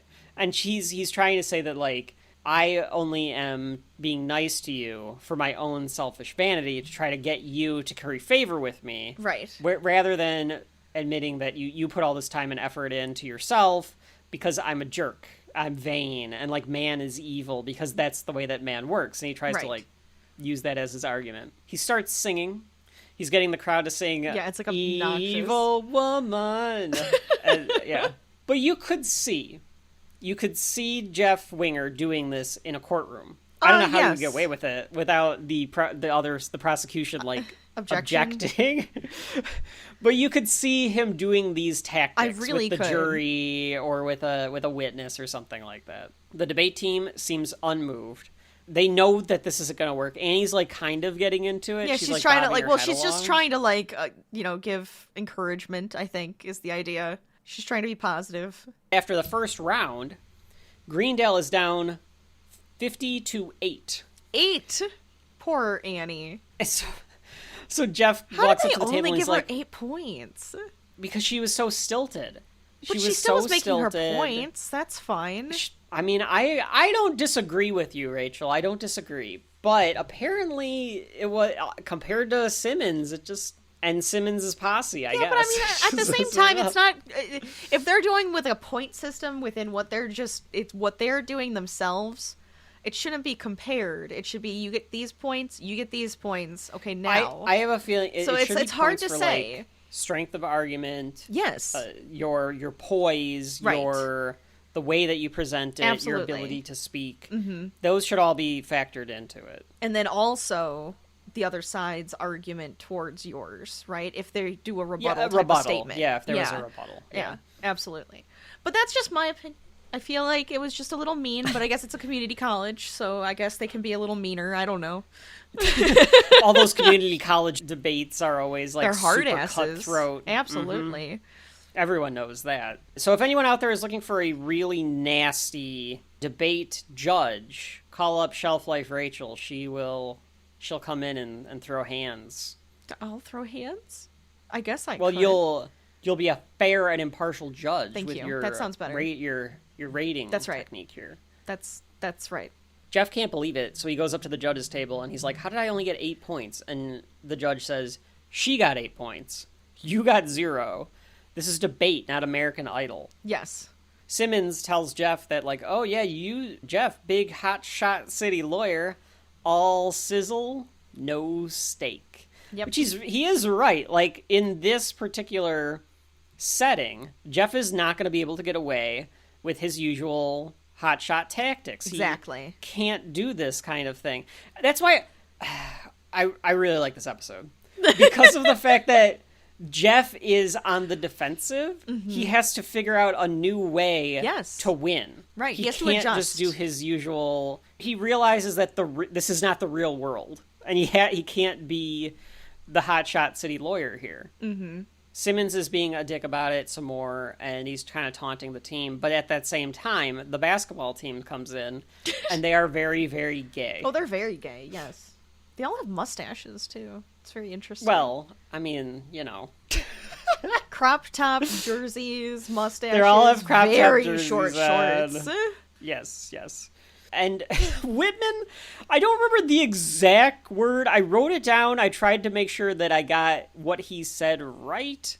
Because I think he says, "Guy Zooks, what kind of jackassery is this?" By Zeus. He says, "By Zeus?" I would have thought it was Gad Zooks. But I think I thought you said Gadzooks. It says, well, in the closed captions. Let me see what it says. Let me hear it. Hold on. Rachel's going to double check on this. This is important, folks. This is what we come to Shelf Life for. No, it's by Zeus. It's by Zeus. It's by Zeus? Mm-hmm. Okay. And I love that they come in and it's just like, "All right, hustlers. I just want to see you go out there." It was great. Yeah. It's beautiful. Yeah. So the debate is suspended until tomorrow because the basketball team has the gym. They have the court. They get time to figure out it's only half. What to do. If they can just practice on half the court, then they're fine. I think you have to concentrate and stuff. The squeaking and the basketballs, it's not enough? Or do you think that the basketball players would get distracted by the debate going on? Well, both obviously. In the commentary, they talked about Dan Harmon didn't like the gay basketball team joke, but the Russos thought it was funny, so they left it in. Mm-hmm. And apparently Harmon was already burnt out, so he was just like, "I just let them do whatever they wanted in this episode." Oh, jeez. The joke should have been, and I agree with Harmon about this, that the gay basketball team is amazing at basketball. Oh, yeah. So they're not? like dunking and like shooting. Yes. You don't really see that because it's just like in the background. Right. But if you like saw like a bunch of them line up and start like dunking the basketball gaily, I would have liked that. Oh, yeah. Very you effeminate. Swish and then yes. the wrist and everything. I love it. Doing like a limp wrist slam dunk or something. Beautiful. That would have been funny. Yes. Yeah. Very not unlike the Dave Chappelle show sketch about where Prince and his squad of friends beat up Charlie Murphy's friends in a game of basketball while they're wearing like all their Prince outfits and stuff. So the debate is moved. The human being is ashamed of Jeff. He kind of like shakes his head at Jeff, and Jeff's like, hey, don't look at me like that. That's what you get. Now the human being is upset. Look what you've done. Look what you've done. Now look what you've done. You have upset the human being. Annie is trying to convince Jeff to finally study for this, and she tells him that maybe Simmons is right. You really are all sizzle and no steak. You probably couldn't beat him if you tried. So she's trying reverse psychology on Jeff, and Jeff goes, what do you mean I can't beat him? You and I are going to study harder than we've ever studied before and beat City College tomorrow. And Annie goes, really? And Jeff goes, no, who am I? iCarly? And starts flying away. Of course. iCarly, by the way, Rachel. Probably gonna have to cover some iCarly. I think we could. I like the reference to iCarly. 2009, big year for iCarly. I thought iCarly was a pretty good show, despite the fact that Sam, the actress, hates iCarly. Oh, I know, that because kind of what she was forced to do. She was like, so there's fun a lot in it, of though. problems I loved with that her show. in it, so it was just like but there's a lot of problems with that show and that production. Oh, but of course. it was a good show. It was fun. It was a fun one. Gibby. But I Gibby, love that right? reference. Gibby. Oh yeah. Fucking Gibby, man. Yeah. But I just love that Jeff associates like do-gooderness with iCarly of all things. That's just funny to me. Annie tries a different tactic. Earlier in the study room, when Abba was trying to explain that he can understand everyone's emotions and behaviors, because he's like, Jeff is very vain, but stuff bothers him more than he lets on. Mm-hmm. And that's when Jeff says, I'm not vain. He doesn't refute the second point. He just doesn't want them to think he's vain. Right. That's his bigger issue. Which, of course, is the most obvious thing about Jeff Winger. Absolutely. Here comes Simmons, Rachel. Just being smug. This little shit. This shit heel. Fedora, scarf. He's got a fedora! And waving through, like, the hallway because he's strutting. That's like him strutting. Exactly. He folds one of his legs over the other so he can, like, see me. And I love see me when even he has, more like, douchey. Oh, it's great. His toady behind him. There's like a turned down trash can for no apparent reason. Yeah, why is that? And he tells the guy, kick that for me. So that, like, he kicks the trash can. Oh, God, I love it. So Simmons comes by. He's got a scarf on, and he's there to taunt Jeff. Big city lawyer, now he's a loser. And Annie's like, shut up, Simmons. Jeff didn't understand the rules. And Simmons with a good retort here. He is a good debater, Rachel, because he says, what's your excuse? 8 points. And then he does his little Annie Adderall. What's your excuse? 8 points.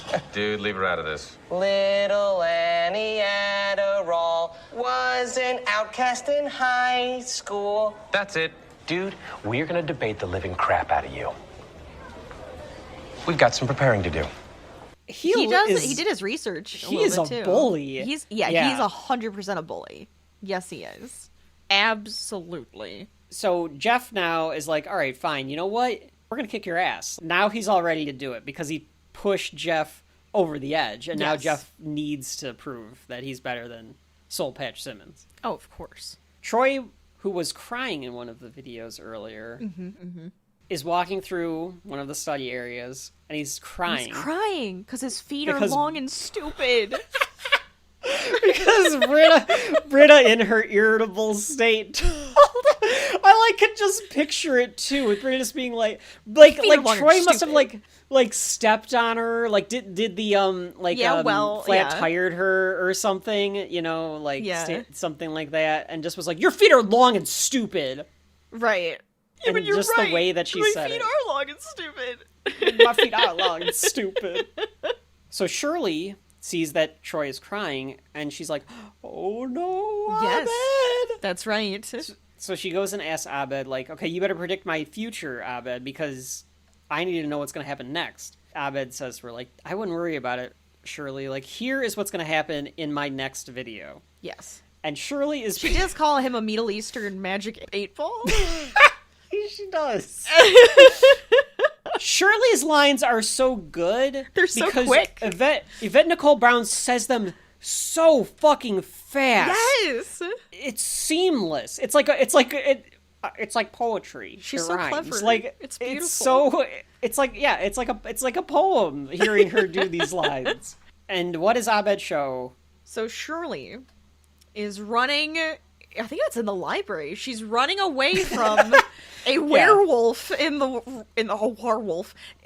library. Yeah. There's a werewolf chasing her. It looks like it's Troy as a werewolf. Yes, because it's got the Leatherman jacket. Exactly. Yeah. Mm-hmm. And at the same time, Jeff, actor, with Annie, actor, who I love the fact that Annie, actor, is wearing this terrible wig because like Abed cast like a blonde or a redhead, so he has wearing this terrible wig. Mm-hmm. And they're making out. Yes. And Shirley is like, oh, well, okay, that is not going to happen. Yeah, you're a fool. That's not going to happen. Yeah, Jeff is 20 years older than Annie or whatever. Like, that's not going to happen. She dismisses it, and she's like, okay, you're not a soothsayer or anything. You're just making your little weird videos. And she moves on. Just Jeff coincidence. Yeah, just a bunch of coincidences. That's nice. That's nice. Oh, that's nice. Jeff and Annie are studying. And Jeff says that he has a pain above his eyebrow. And Annie says, it's a stress headache. I had my first one when I was 4. Like, get your head in the game, Winger. I don't remember if we ever meet the Edisons to, like, learn how Annie has made her... Because Annie is, like, that ultra type A Hermione Granger personality. Right. Where she's, like, been pushed too far and pushing herself too far. Absolutely. A perfectionist and all of that. Yeah. Where you ever meet her parents and find out, like, you know, why she is the way she is? No, I wonder that. I wonder that because, I mean, I guess she does say the mom said something about her being in the cheerleader outfit and stuff before. We've done that. But I was just like, I wonder if they are either on her ass all the time or not at all, and that's why she's the way she is. Ah. Like the opposite effect. Like Flanders' family being the beatniks. Or Spinelli's parents being, like, stereotypical, like, geeky parents. Yes, right. So they take the opposite path. Yes. Because it was there was just no structure, and so she couldn't stand it, so and she it just did it herself. It just forced it in her own head. Mm-hmm. Yeah, like Matilda. Like very Matilda. Yes. Yes. Just like Matilda. Just the way that Rachel, like, realized that she was like, yes, like Matilda. So they go back and forth about how they're going to do the debate. Jeff says, like, well, why don't you go a little off book? Yeah, she needs to loosen up, which is true. Yeah, you need to loosen up robotic. a little bit. Yeah, you're a robot debater, and he even does the hand motion that she did to, like, make his point. And she's like, you know what? I guess you're right. I do need to loosen up a little bit. So she's all that's herself. She does. She puts she her hair down. She puts the hair down. Jeff thinks that she's super hot, and I am going to say, she's adorable. Alison Brie she looks ridiculously good. She's very cute. She's very, very hot, and she looks so good. She puts the hair down, and it's like, okay, I got it. When you get that, windswept, like, whooshy hair, it looks great. It looks great. She looks very good in this scene, in particular. Shirley walks in, and she goes, be careful, you two. Abed thinks that you're going to kiss. And then just kind of, like, laughs it off and, like, walks out. And Jeff has this look on his face. He looks like, all of a sudden, he, like, de-aged for a second. Like, oh, God, I'm like a teenager. Like, that's what he was acting like. Well, because the sexual tension has ratcheted up. Now, it's there. Oh, it's there. She comes over with a quote. Do you remember what the quote is, Rachel? Because it has to do with men giving into their desires. Yeah, because then she, like, bends over and Annie's boobs are in his face. Man.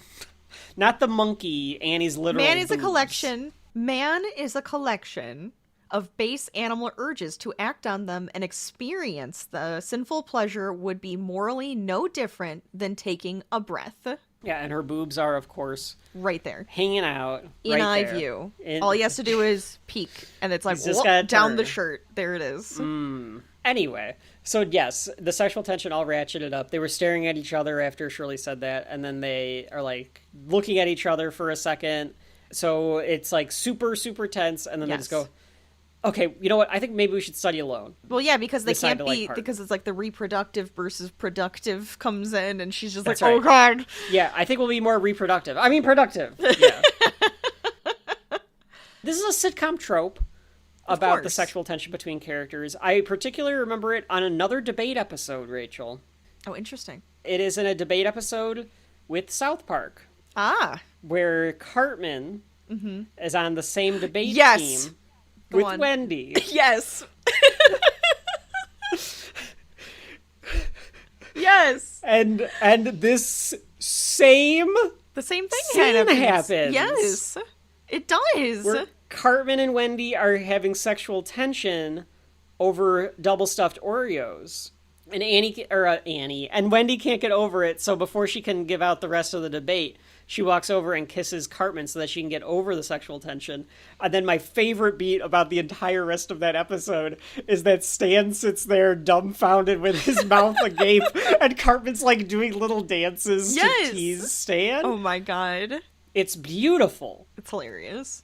So did Community kind of rip off South Park there? Just a tad. Just a little bit. Because it's a debate and there's sexual tension.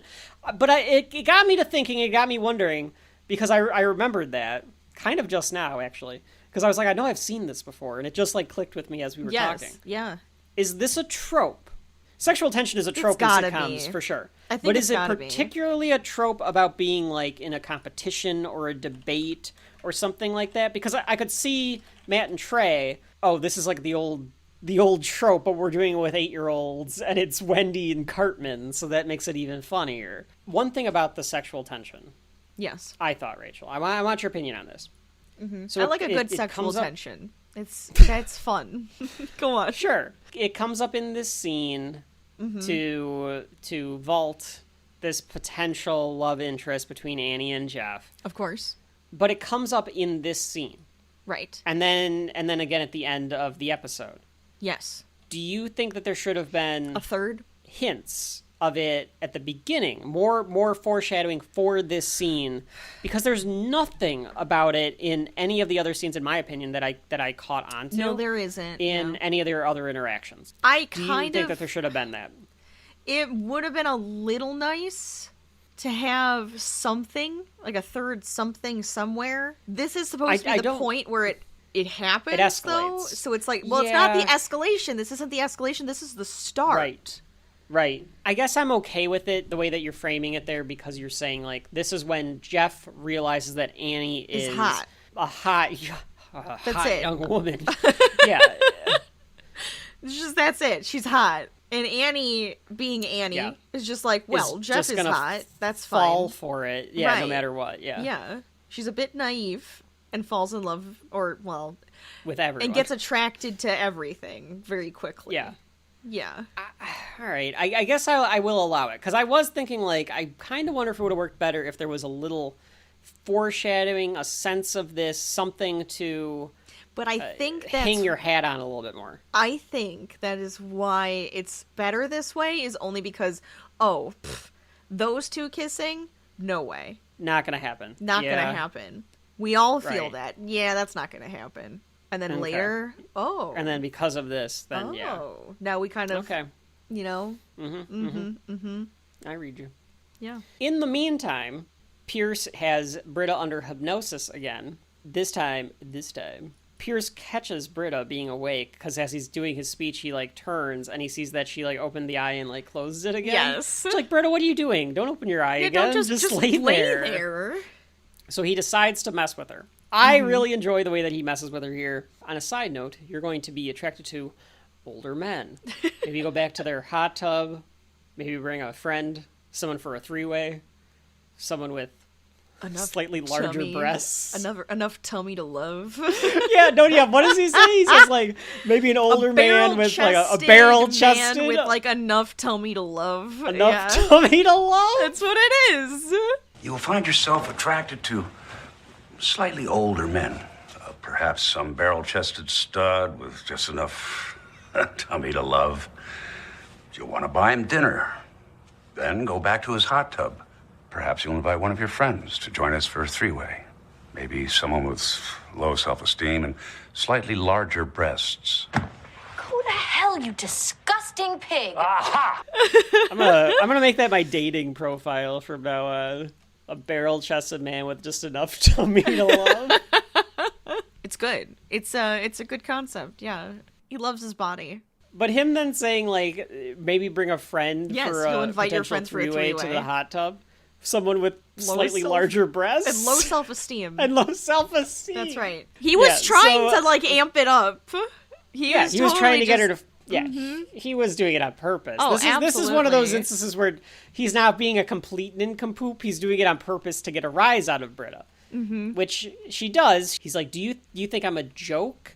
And she's like, "No, I just didn't want you to feel like bad or anything like that." And he's like, "How dare you pity me?" And he and he tries to walk out, and he falls again on the drum this time. And he's like, "Do not help me," he tells her as he struggles to get up. I think Harmon in the commentary says, it might have been the writer, but I think it was Harmon.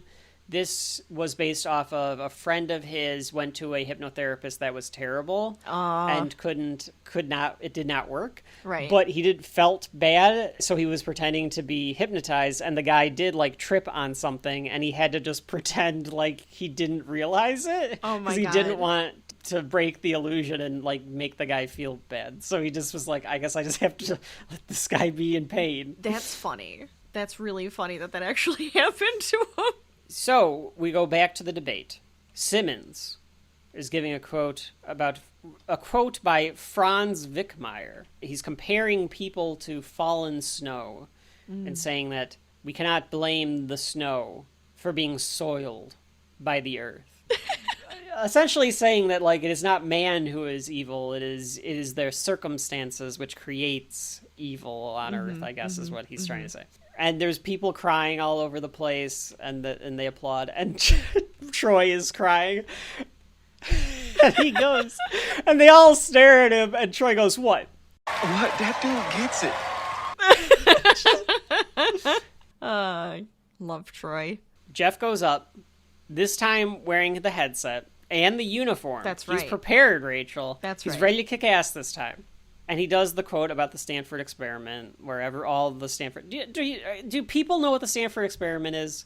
Like, Jeff explains it here, but like it's very famous, right? You can go ahead and explain it a little bit extra. I'll just say it quickly, where it was an experiment that they did. All of the students that were... They split the students up into prisoners and guards.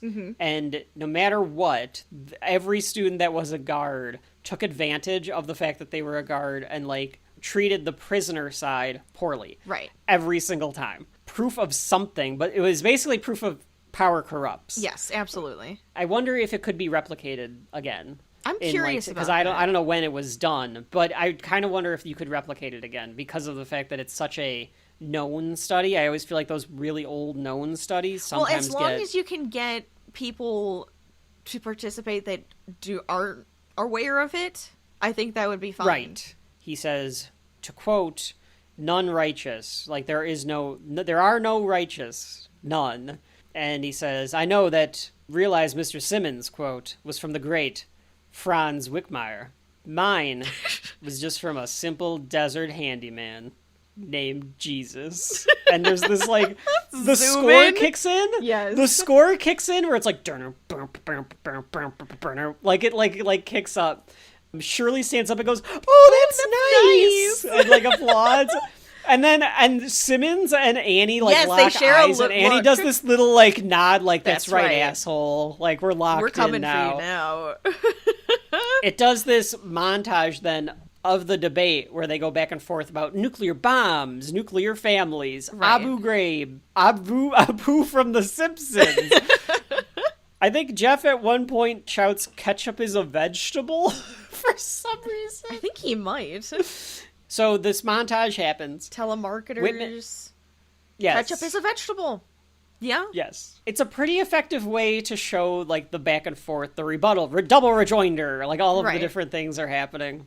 Whitman comes in, and he's like, I love the fact that he's like out of breath. Like he's like it's a football game that he's been running up and down the sideline the entire time. And he's just like, "That boy, Jeff, you remind me of a young me with a slightly worse hair." That's just good. It jumps to the bleachers where Shirley and Pierce are sitting together. And Pierce says, "This is a real barn burner." Then looks around and says, "Oh, geez, did I just say cross burner?" And she goes, "No, you didn't." Like, yo, what was that? Because I kept thinking, like, does cross burner have some sort of like meaning I don't know? Because cross burning, like if you burn a cross, that's think about it that way. All right. I got now. I get it. That took. Because I was thinking, like, crossfire. Like, that's where I was like... Yeah. Okay. Dumbass. All right. Says Thank this. you. Thank you, Rachel. Yeah, and that is why Shirley is just like, what is wrong with you? All right. I got it. Okay. Now it makes a lot more sense why that joke works. Yes. Thank you, Rachel. You're welcome. This has been Rachel Explains the Joke.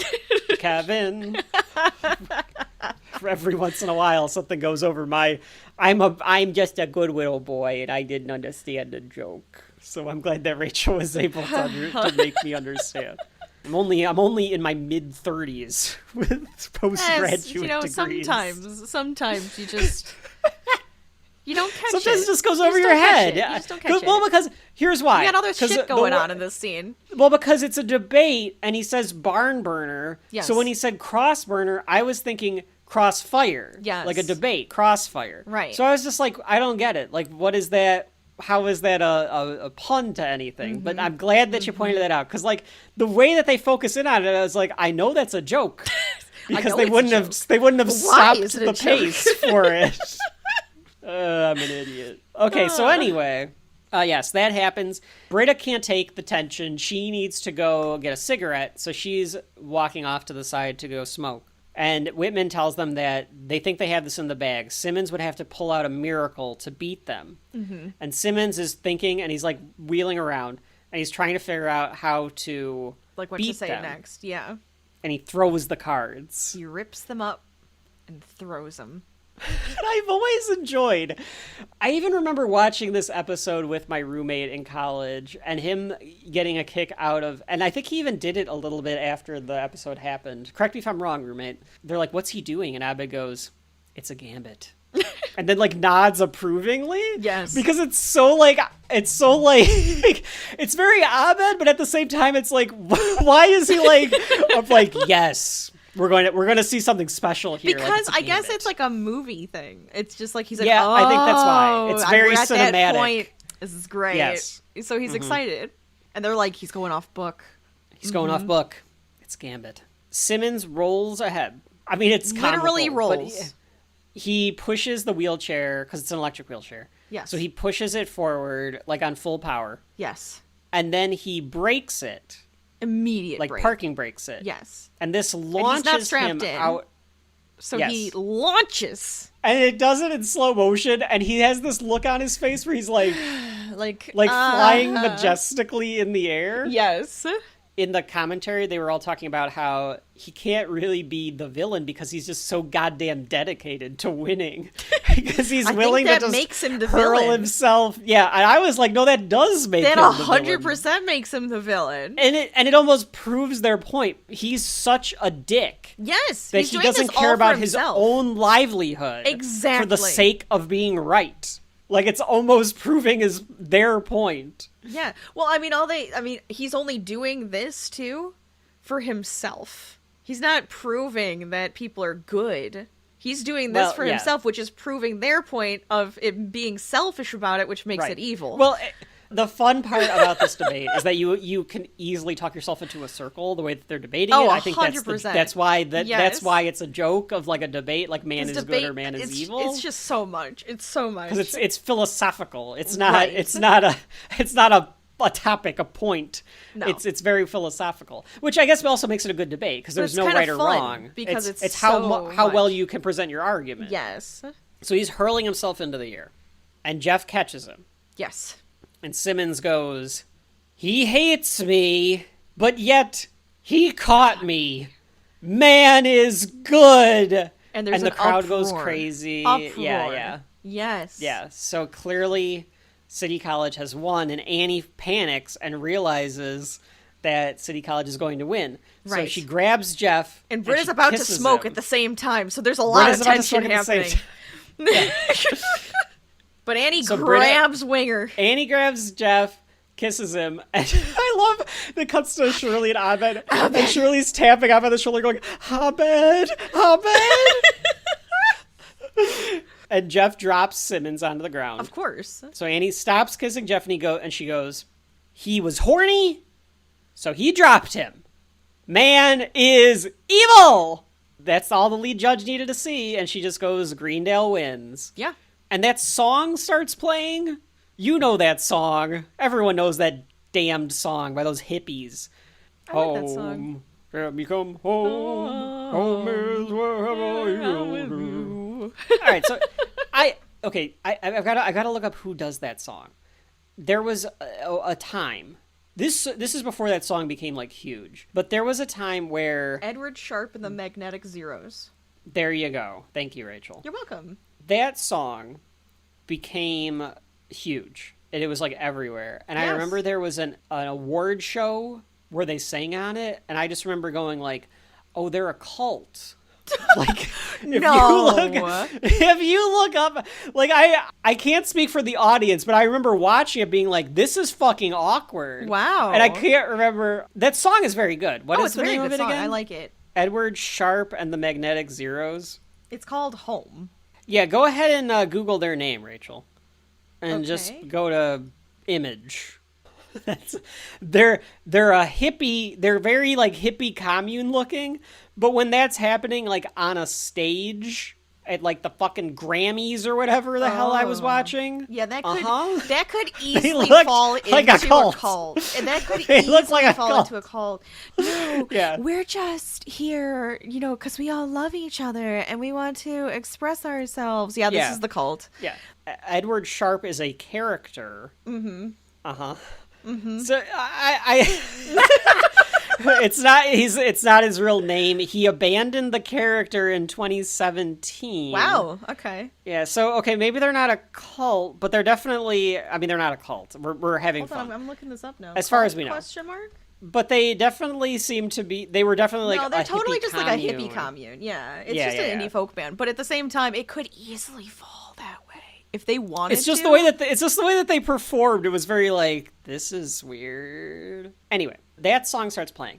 Rachel, I've noticed a pattern with Community, and sitcoms can have patterns. Of course. TV shows can have patterns. Of course. It's perfectly fine. Yes. But I have noticed a pattern, at least with the first semester in the first season of Community, where these episodes, minus like the Halloween one sort of, they all have a very similar structure. This one breaks it slightly too. Where some event is going on at the school. Yes. The study group needs to participate in the event, or something happens with the event that they need to go to. Yes. And at the end, everything wraps up with a song, either diegetically or non-diegetically playing. The group bonds more than they did in the previous episode, and the music is playing to take us out. Sure. It happens in like every episode. And that's okay. It's just that the writing style that Dan Harmon and the runners have done, I'm just pointing it out as like, oh, there's a pattern developing here. Very much like Doctor Who or Totally Spies or whatever we've covered in the past. There is a pattern. It breaks. It eventually breaks as Community matures and evolves. But as far as the first dozen episodes here, that there's definitely a little pattern going. It's not a bad pattern. It does it's like the little sum up in the end and everything. It absolutely works. It does work for them though. And during this little montage at the end where it's like they win, and we go over to Britta and she's just like, "Oh God, I don't want to smoke," because she's thinking about Pierce. A threesome with Pierce. That's right. No, I think it's fine. I've said it before and I'll say it again on the show that tropes are tropes because if they're done well, they work and they're enjoyable. They work. Yeah. Yeah. So it can have a pattern as long absolutely. as it works.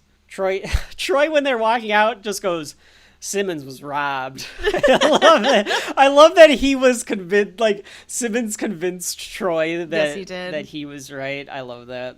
Shirley is upset. Because they kiss. And she says something that, according to Allison Brie in the commentary, they would all say to Shirley, they would all say to Yvette on set, because she goes, "I'm a die by werewolf." Is how she says it. They kissed. You do have powers. You die by werewolf. Which is so great. You're going to be saying that the next couple days, Rachel. I guarantee you're going to be going, "I'm gonna die by werewolf." When we do Zombies Ate My Neighbors, you're going to be like, "I'm gonna die by werewolf." I'm gonna die by werewolf. Which does happen. It will happen. Yes. Can happen. Yeah. The tourists. Those tourists, man. They kill you. Take a bite out of you.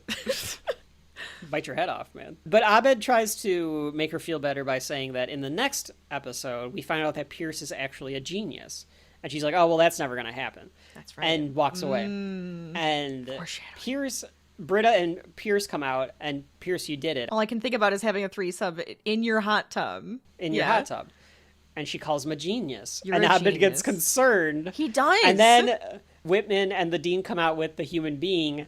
And they have did you notice they have this like little trophy? They won this little trophy. Yes. It's one of those participation trophies you'd get like if you were playing soccer or something. It was great. Not even. Yeah, No. It's like even smaller. Yeah. He says full moon tonight. Yeah, they're like, "Let's take this party outside. Full moon tonight." And Abed goes, "Shirley?" And has to go warn Shirley, because now he thinks that he's a witch. But what if it happens? I'm gonna die by werewolf. Annie and Jeff are departing, and they don't know how to exit each other because now they've had this moment where they kissed each other. The tension Jeff is high. thinks that Annie is hot. The tension's very high. So they're calling and each they other don't know whether to... buddy, pal. Yeah, they're calling each other pale, but "You're not my buddy, guy," to bring back South Park. They're like going to try to do like a hug or a handshake, and they can't figure out what to do because they're so tense. So just pat me on the head. Just pat me on the head. Because earlier in the episode, Jeff patted Annie on the head condescendingly. Right. So now she's like, "Just pat me on the head." Right. So she does. Which I have done to people before. Patting them on the head? Yeah. That's fair. Patted my friends on the head. Sometimes they deserve a pat. Sometimes they don't. It's all right. Yeah. It's a good way to, a little pat on the head. Yeah. They head their separate directions as the song plays. One note about this, that gym that they were doing the debate in was a local high school, like in LA's gym. And there was an active shooter lockdown while they were filming it. Oh so they got stuck inside. God. Which apparently they were like, well, we had plenty to film. So like it was fine that we were like stuck in there. It was probably like a gang shooting or something like that. That's still scary though. You don't want to be... This is America, according to sadly. Childish Gambino. Yeah. So, Ugh.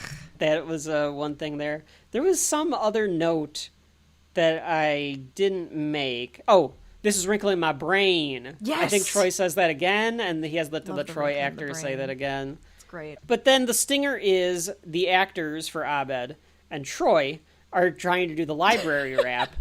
And then it turns out that Abed is filming them, and Troy is assistant directing. Yes. this. He's like, "No, we have to get this right if you're going to do this." I love how Donald Glover plays He this looks- with Troy he's so in this pissed. scene. He's so mean. Because he just cuts them and he goes, "Do you hate this? do you hate doing this?" And then like pulls Abed aside and they like talk, and then Abed comes back to the camera and he goes, "All right, just have fun with it. Just have fun with it." Take 36. Cut. Let me ask a question. Do you hate this? Do you hate doing this? Do you? Let me talk to you. Can I talk to you for a second? Just hold on. What is it? So Troy is taking this very seriously. He wants to make sure that they get the library rap. Of course, they got to get absolutely it right. correct. Unless, which we did. Unless this is what happened when they were doing the library rap, and they had to do it so many times. And oh, you think so? You think this is Donald Glover doing like a... They said this was improv by Glover. Of course it is. Of course it is. But I like to think, that he's just showing what happened to him when he was doing the rap. They just kept making us do it over and over again. Just did it so many times. Yeah. Rachel, we have passed debate 109. We have. What did you think about this class? Oh, I like this episode. I think it's a lot of fun. I like the antagonist to Jeff. I think it's a really great character. It's very fun to have him have to go up against somebody and kind of change up his tactics to do so. You love some good sexual tension between characters. Always enjoyable. And then we have all the silliness going on the side with, Pierce and and Britta, because Britta has to, let Pierce be Pierce.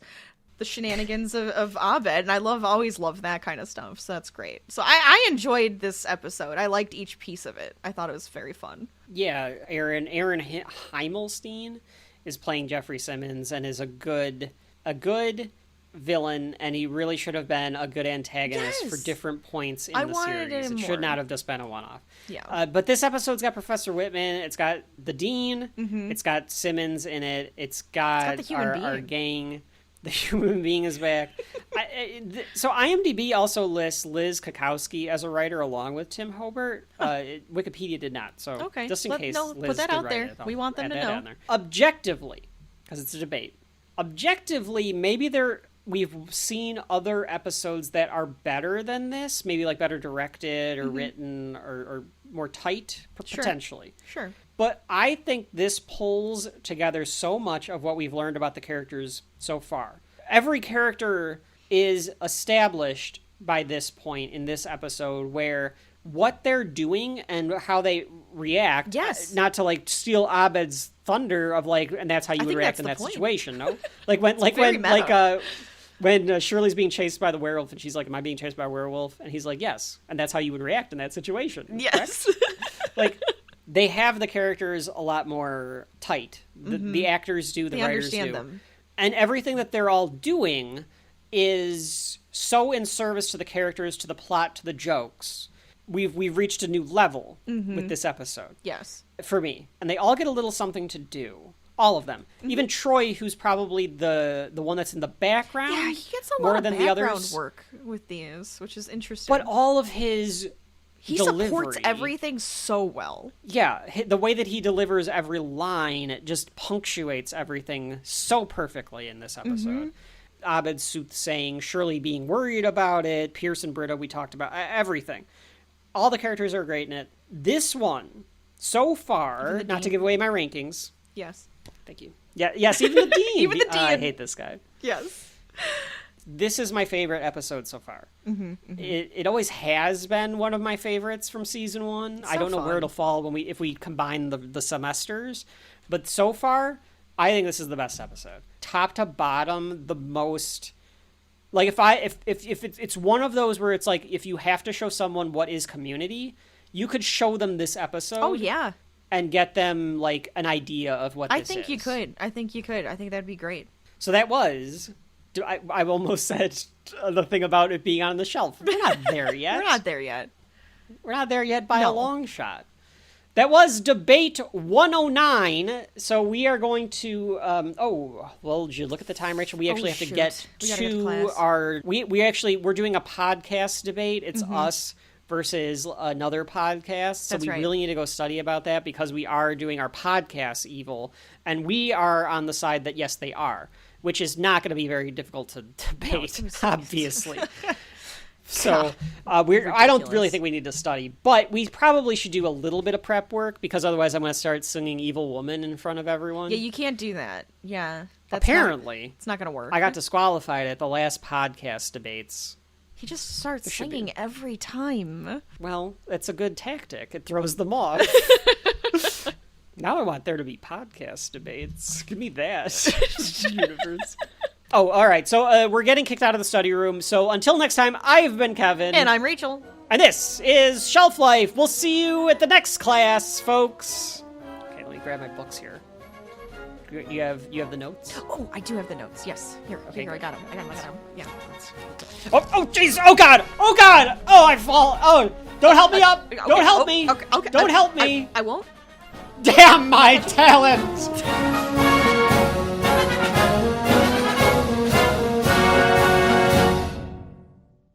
Hey, can I ask you something I always wanted to ask the real Batman? Yeah. Am I good looking? You're a very attractive young man. I knew it.